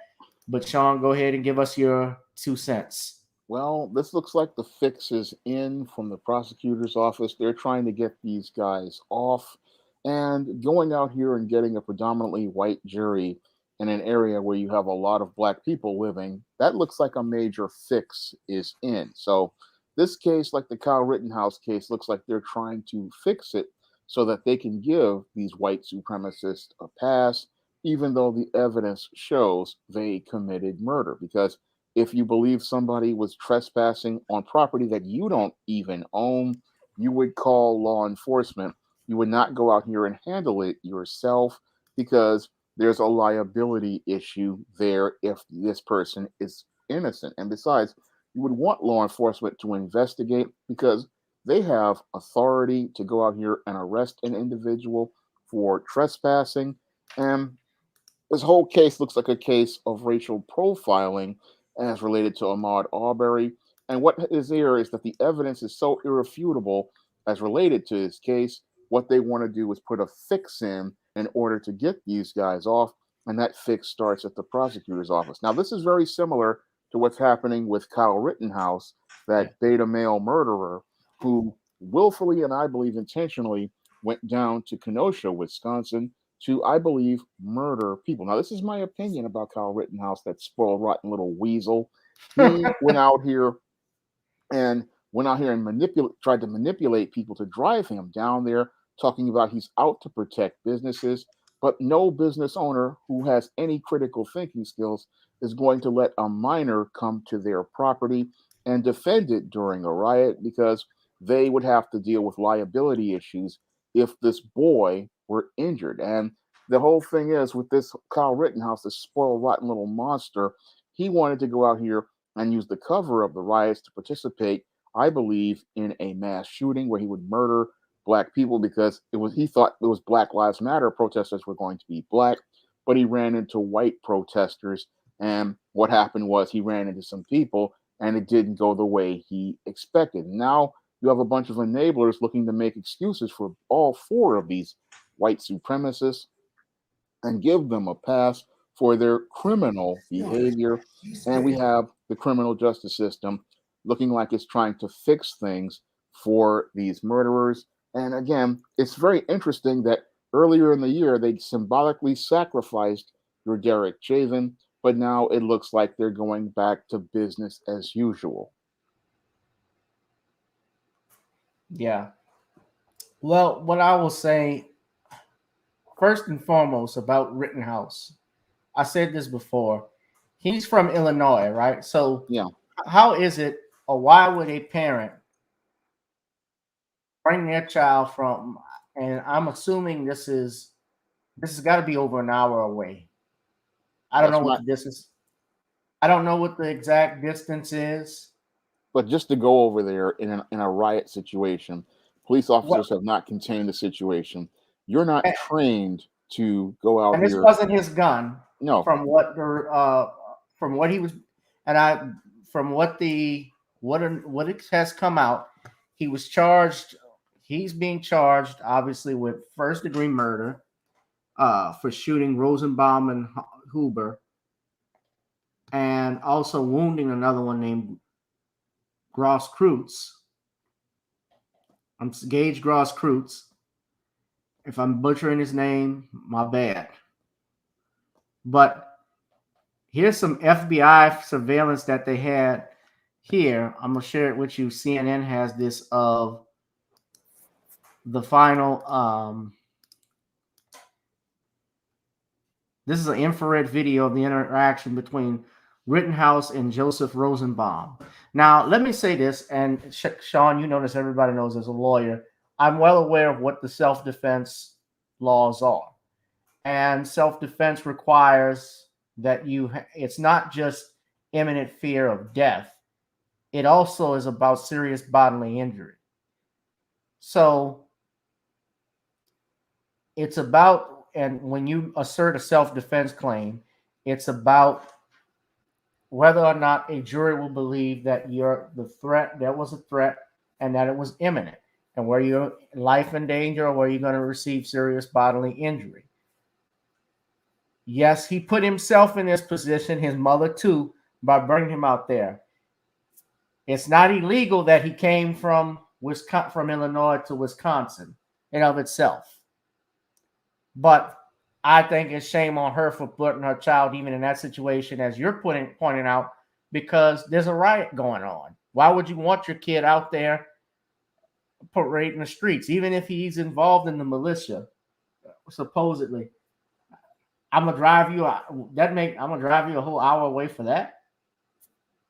Yeah, that does not sound right. And what person would take a minor into a situation? I mean, where are the child abuse and child neglect lawsuits? I mean, where's the DA on that? I mean, this is a minor going cross state lines, and this is a he's clear got 7 charges. First degree intentional homicide, first degree reckless homicide, first degree attempted intentional homicide. But go ahead, Shawn. I apologize. Yeah, but this whole case, it just really stinks. And what we're seeing is white supremacy going back to business as usual, looking to try to give these 4 monsters a pass, and looking to try to justify it and think that we're supposed to just go along with it. But there's no going along with evil. This is evil right here in all 2 of these cases. It's just evil to racially profile a man who's just walking into a neighborhood, and it's evil for a guy to go down to another city with malice of forethought to go to a riot and look for people to go out here and harm by talking about security. This is the same argument that George Zimmerman made with Trayvon Martin. And these type of so-called wannabe heroes, their reckless behavior puts everybody in jeopardy, because a lot of these people, even though they know how to allegedly have these firearms, they really don't have any training. They want to be cops, but they show us that they're not good at following laws, because they don't understand that part of law enforcement is being a part of acknowledging authority, acknowledging chain of command, and the ability to follow directions. And when you have people like this who are lawless, what they do is they participate in incidents like this that lead to the deaths of people like the people in the Rittenhouse situation, or people like Trayvon Martin. Darius asks, what about him being in possession of firearm underage? Yes, that is against the law, Darius, but even with possession of that firearm, that is not an element to murder, nor does it dissuade the fact if he believed his life were in danger. Again, it's about what a jury is ultimately going to believe. Now, apparently before the shooting, they said they played video from different perspectives. That's what the prosecutor did today. And apparently during examination and cross-examination from the DA and cross-examination from Rittenhouse lawyer, he alleged that the victim, Rosenbaum, was in the parking lot setting a store, Duramax, on fire. As Kyle comes to Duramax, this individual, Mr. Rosenbaum, begins to come out of his hiding place, says Richards, pointing to Rosenbaum in the video. Howard confirmed the attorney's statement and confirmed that Rosenbaum was wearing a mask. Richards argued that Rosenbaum was in hiding as Rittenhouse arrived in the parking lot, which Howard confirmed.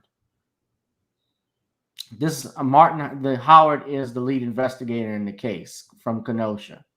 He says Rittenhouse slows down in the video, and there appears to be some kind of exchange, but there's no audio.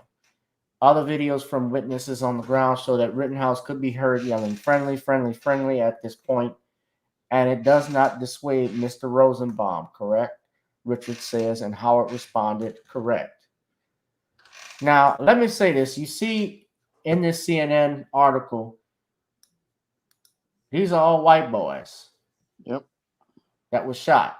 Now, I'm pointing that out for a reason, guys, and that's because this was not, I'm saying this to say, you saw all of these riots and protests that were going on during George Floyd and Jacob Blake shooting. This was not started by us. Nope. The rioting and looting was not black people. The movement is not even black people. Nope. It's LGBTQ. It's white feminists. It's white males who were stuck at home and wanted something to do. That's what you're seeing here. No brothers were shot. So it's not that I'm not taking up for Rittenhouse or anything. As a lawyer, I call it how I see it. I know how the law is. And a lot of people can't go on it. When it comes to it, we can't look at this from an emotional perspective. You have to look at it all from legal, for me, I look at it from a legal perspective because I know what the law is and when it's going to be applied. So I have no doubt. Well, I'm not going to say I have no doubt. Let me rephrase that. I will not be surprised if he did walk just because I know what the law is. Even with Ahmaud Arbery. And Ahmaud Arbery is not on trial. They call it the Ahmaud Arbery trial. It's not. It's the George McMichael. It's the Greg McMichael, Travis McMichael, and William Riley Bryant trial. But you notice that they're going to try their damnedest, as that reporter was talking about, to mention Ahmaud Arbery's past and to try to make the three of them, those individuals, the victims, and not Ahmaud Arbery, who is dead. That's what they do. They're going for another Trayvon Martin. Yep. Shawn, I'll let you have the last word. No, I can tell you that the fix is in, and what they're trying to do is they're trying to get these guys off. And it's really disturbing because it just shows you how just dangerously dysfunctional America's criminal justice system is. I mean, you sit there and say that you want to get innocent until proven guilty, but you're trying to fix it for these white supremacists to get a pass to continue participating in the terrorism that they continue to participate in. And that really just shows how really evil this criminal justice system is. You have prosecutors willfully and intentionally trying to fix things for some very dangerous beta males who eventually are going to go out here and do this again. If you give this guy, Kyle Rittenhouse, a pass, he, like Mr. Superboy said in his own video a while back, is going to do this again. And I know the pattern of these kind of beta males because they have an obsession with being a hero. And his arrogance is going to make him go out here and do harm to somebody else. And he's going to be a clear and present danger to others, the same way George Zimmerman was a clear and present danger. And the same way these three wannabe heroes were in the case of, Ahmaud Arbery. When it comes down to these kind of guys, they have an obsession with trying to be a hero, but oftentimes these guys are villains because they are not looking to help out other people. It's all about sating their ego and controlling a fiefdom. And if you give these people an inch, they will take a mile because their behavior is, again, very sociopathic. And that's something many Americans aren't really thinking about as related to these wannabe heroes. I want to do a whole video on these wannabe kind of heroes because it's all about them going out here and sating their ego, where they can go out here and say, I saved somebody or I protected the community. But these people don't know what protecting things is all about. They don't know about helping other people. All they want to do is have power and control, because many of these people, they feel very powerless in and of themselves. So they want to go out here and they want to take power by bullying and controlling other people. And that's the scary part about this with these kind of guys, is that most people will say, oh, he's a hero, but in actuality, this is a villain, and you don't know how much of a villain this kind of guy is until they take the life of your loved one, or they wind up in a domestic violence situation with one of your loved ones. Yeah. Look, they abolished that law in Georgia, that citizens arrest thing. That still sounds similar. It's almost to a stand your ground. I know it's different, but it's, for me, I'm getting the vibes from what happened back with Trayvon, the stand your ground law that was coming out. We have one here in Louisiana, stand your ground, where what that essentially means is where you're in a place, you have a rightful place to be. Let me start over. Anywhere you have a rightful place to be in, whether it's in public, whether it's your home, but even in public, you have no duty to retreat. And that's what they tried to do with George Zimmerman, although you could flip it around and the argument should have and could have been made for Trayvon, because he had every right to stand his ground when he was confronted by this pig, George Zimmerman. And that's what he was. He got fat. You notice he got fat during the trial to make it look more sympathetic. Yeah. Like, I couldn't fight this kid. Look how fat I am. I had to have a gun. He was trying to control that complex. That's classic beta male behavior. And he's gone to festivals. He's gone to, he was invited to speak at the Second Amendment. And here's why I want to dominate the Second Amendment field, and why I want to own my own. Black people, I feel like there's nothing we can't accomplish. We can get into these areas, even though they're predominantly white. You can make a killing from this. The Second Amendment, these pro-gun clubs and so forth, we got to get more active in those, because the Constitution applies to us like anybody else. Yeah. Like Thurgood Marshall even said, it wasn't written for us, but now we're going to make it for us. And you have to. You don't make yourself think, well, because this is a racist country, it don't apply to me. No, it applies to you. Make it apply to you, baby. Don't let these white supremacists tell you what you can and can't do. Look, I want to open up, I want to have an ammunition depot, Shawn. Do you know that last year that they had a shortage on ammo back in 2020? Yeah, I do. I read about that. Yeah, I did a video about it. Well, that's up to the prosecutor. I think what happened, though, I could be wrong, the person who gave the gun to him was arrested. She didn't give him the gun. The mother didn't give the gun. He got it from someone else, I believe, there when he got there at that time. I don't want to say the wrong facts, but is that right, Shawn?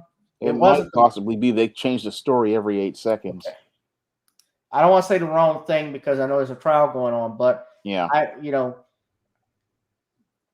I think that he got the gun.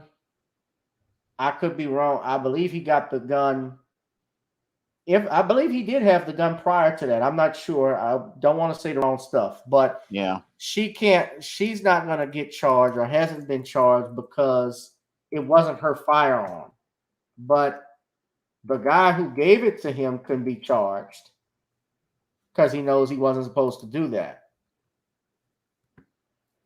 You got to be careful, especially if you're giving your guns to different people. Like if you're going to transfer a gun, if you're going to sell it, you got to make sure you have a bill of sale just to cover your ass. Yep. Because you're liable if anything happens. Well, in case anything happens, but you want to have it on record, make an if you don't like having paper, make an electronic copy of it. You see this phone here? You can scan stuff to it. You just take a picture of it. Whatever it is. Please make sure you have your protection. So I'm reading here. I know you got to run, Shawn, because it's getting late, but I want to just look at this. All right. So Kyle Rittenhouse, I'm just saying this. So Rittenhouse lived in Antioch, Illinois, which is 1 mile south of the border of Wisconsin. So Rittenhouse, according to what his attorneys have said, he heard about a local business owner who wanted help defending his car dealership. And he and his friend, Dominic Black, armed themselves with rifles and went to that business. The dealership suffered $1.5 million in arson damage the previous night. And it says, Rittenhouse says here, the reason why he was at the car dealership, according to reporter Richie McGinnis of the Daily Caller. So people are getting injured, and our job is to protect this business. Part of my job is also to help. You can't hire licensed security?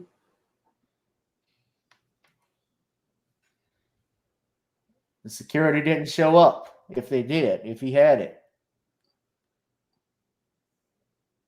Because I would be scared to let 2 children defend my even business. even if any neighbors or something come over, would you want that liability on you? No, I wouldn't, because I would get sued. Right. If they get hurt. Absolutely, Knight Rider. It is irresponsible for black people to be unarmed in this day and time. Shawn, you got to get armed. I know you're up in New York. By the way, before you go, but I got to ask you about the new black mayor that's coming in. I don't trust him. I believe he's going to be Obama Dinkins 2.0, and he's going to be weak and ineffective and soft. Yeah, he talks a good game, but he's pretty much in their pocket. So I don't expect much from Eric Adams. I mean, he's a bought and paid for bootleg. He supports stop and frisk. Yeah. He's flip-flopped on it, but now he supports it, and black folks are going to regret it. Yeah, he's basically he's Barack Obama negative 2.0. He's Dave Dinkins reincarnated, huh? Yep. He's not going to do anything, and people are going to regret voting for him the same way they regretted voting for Dave Dinkins. Was Dinkins that bad? Yeah, he was that bad. I lived through Dave Dinkins. He was that terrible. He was incompetent. Okay. Let the city just fall. 2,000 murders. I mean, 2,200 murders in 1 year, 2,000 murders the next year. And he didn't do anything until a white man wound up dead. Then he wanted to do something. Yeah. But Shawn, you got to get your gun, man. Y'all, everybody there, even if you're in those liberal states, get a gun. I don't care what kind. If it's a 6-shooter or a slide, a Glock. If you get an AR-15, great. If you get a shotgun, great. Get something in your house. Get some protection. Yeah, I definitely want to get one. Just got to get this bureaucracy. You could get one now. You can't get one in New York. You're not a criminal. Yeah, well, it's a long process. But we'll see what happens. About how long does it take for you to have one in your house? Because I'll have to see. I have to go look through the process. Yeah. I can tell you about it because I've read on it. But yeah, Darius says, get your Second Amendment game in order, Shawn. Darius from Atlanta. He's from, thank God I live in the South. We ain't got to deal with this shit, huh, Darius? Nope. Get a gun whenever.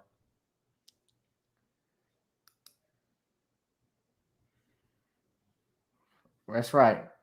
Well, we're going to wrap this live stream up, ladies and gentlemen. Shawn I know he's got to go, but our brother's a working man. So, yeah, they do. New York and New Jersey has terrible gun laws. So does California. Chicago. They have the most crime. Yeah, Chicago has one. Chicago, Washington, D.C., if gun control worked, those cities would be safe, but they have the highest crime and murder rates and the toughest laws to get guns. And you know why? Criminals don't listen to laws. Nope, they don't follow the law. They do whatever they please. Then again, I don't want crime to stop, because if it did, I'd be out of a job too. So if it did, I shouldn't say I don't want it to stop. I'll just say I'll just be quiet on that one, because they'll use that against me if I run for office. Richard said this in a live stream before he ran for mayor. I don't want crime to stop. I'd run out of a job. Gavin Richard. He wants more crime. Do you? Paid for by the citizens of the Rainbow Coalition. No, paid for by the WNBA.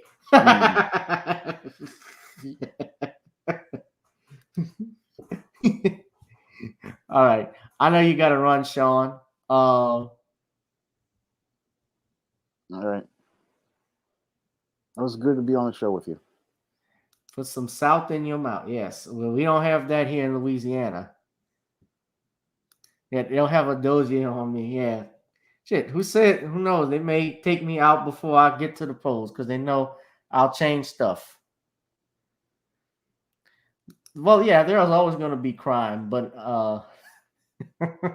those socialists those loony bins will try and say, we need crime here because people can't work, so they need to go ahead and occupy this.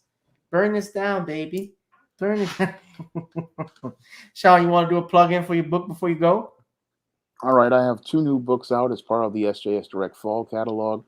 The first is Stop Simping in Cyberspace, which is available right now on Amazon.com in paperback and Kindle format. It's also available on Google Play as well, so you can pick that new part of the Simp series of it on Amazon, book Google Play, and it's coming to Smashwords and their affiliates soon. And the other book that I have available is E-Steam Cancelification, which is now available in paperback on Amazon and will soon be available on Kindle on November 19th. All right. Let me also make an announcement too, ladies and gentlemen. You have seen this obviously around, because I've been playing it at the start of our show, because I'm plugging in my book, The Commonwealth of Pennsylvania versus William H. Cosby Jr., The Destruction of Due Process in the United States. And you see that there. Tomorrow, I'm actually going to be starting a virtual tour to go on some Black programs and promote the book, which is going to be released this fall. So if anybody knows any radio stations I could go on,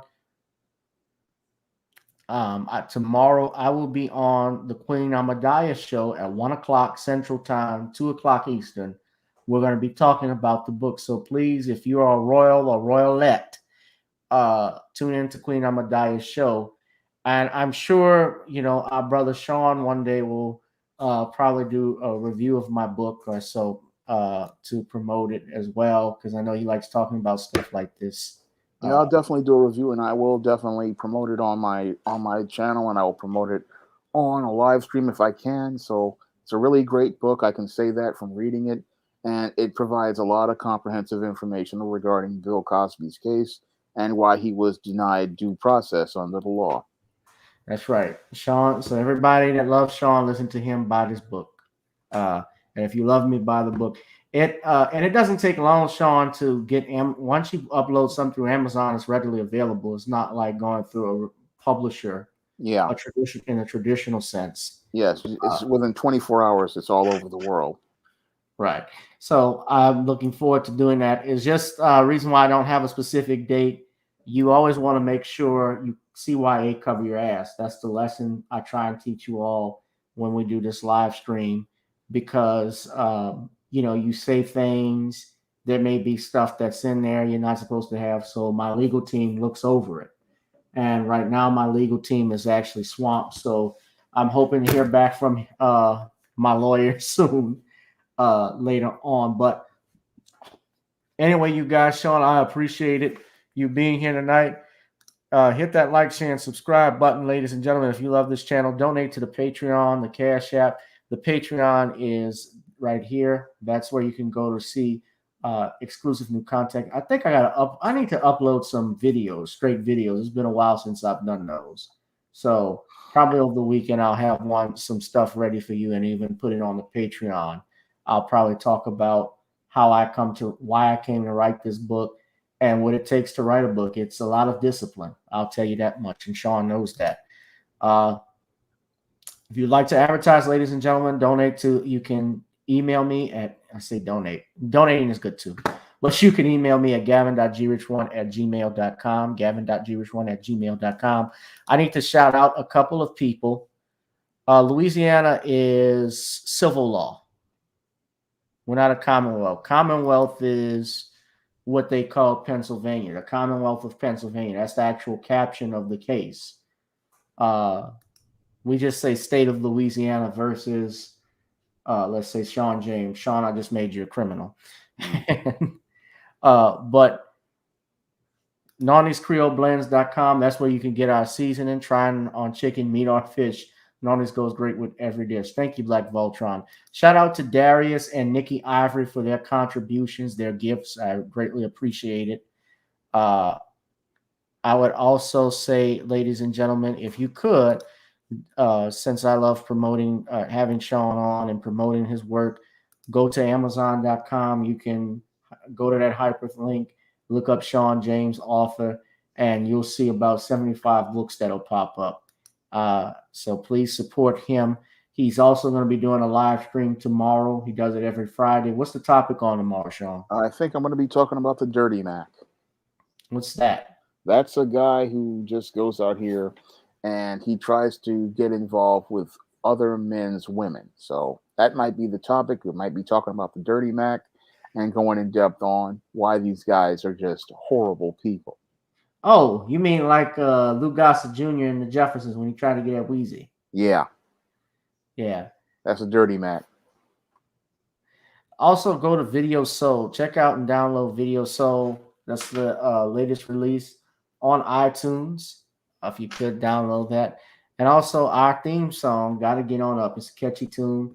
Hopefully, more and more people will buy it and listen to it. So, as we have gotten on down, it's time to get on up. Shawn, I appreciate you again, sir. Shawn, can you hear me? Yeah, I can hear you. Yeah, thank appreciate you for having me on and really enjoyed talking to you today. Yes, I enjoy it too, as always, brother, and I'll see you at the next one. All right, I'll see you next time. All right, guys, that's been it. It's been another edition of Gavin Richard Presents. Let's get on up and get on out of here. I'll holla. Peace.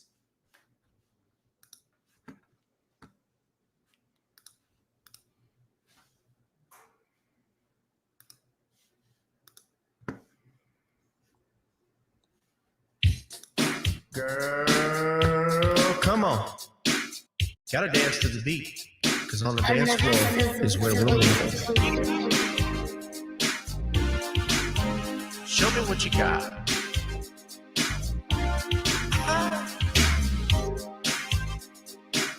Gotta feel the groove. Feel the groove, get on the floor. Get on the. Right now the party's wasted. There's nothing much to do. But once the groove gets started, tell me, what do you have to lose? Just look into my eyes, girl, as we glide across the room. And what to my surprise now, the beat takes hold of you. Now if you're feeling like I'm feeling, so come on baby, let's start dealing. Time to get this party started. Ain't no time for the broken hearted. When the rhythm takes hold of you, there's only one thing left to do. Cause the beat is really moving. Time to get your body moving. Gotta get on up and move your body. Cause when the beat is really grooving, it's time to feel your body moving. Gotta get on up and shake something. Feel the groove, get on the floor. Get on the. Tell the DJ play the whispers. Rock steady in the mood. Put on earth, wind, and fire. Tonight we're gonna groove. Show me how you do the four corners. Electric slide or two. Hit the bus stop. I'll do the bunny hop, baby. It's really up to you. Now if you're feeling like I'm feeling, so come on baby, let's start dealing. Time to get this party started. Ain't no time for the broken hearted. When the rhythm takes hold of you, there's only one thing left to do. Cause the beat is really moving. Time to get your body moving. Gotta get on up and move your body. Cause when the beat is really grooving, it's time to feel your body moving. Gotta get on up and shake something. Feel the groove, get on the floor. Get on the. Now, 2020 hasn't been the best year of all times. We've been dealing with death, the pandemic, racism, bad policing, and all the bad rhymes. But like Uncle Snoop once said, if you breathe, then you achieve. And so, if you're ready, I need you all to get on up. Are you ready? 1 and 2 and 3 and 4. Get your butt on the dance floor. 5 and 6 and 7, 8. This jam we appreciate. We're gonna slide and step on the beat. On the dance floor is where we'll be. Feel the groove, get on the floor. Get on up and move your body. Cause when the beat is really grooving, it's time to feel your body moving. Gotta get on up and shake something. Feel the groove, get on the floor. Get on the floor, baby. Yeah, gotta get on the floor. Come on, baby, gotta get on the floor, baby. Feel the groove, get on the floor. Get on the.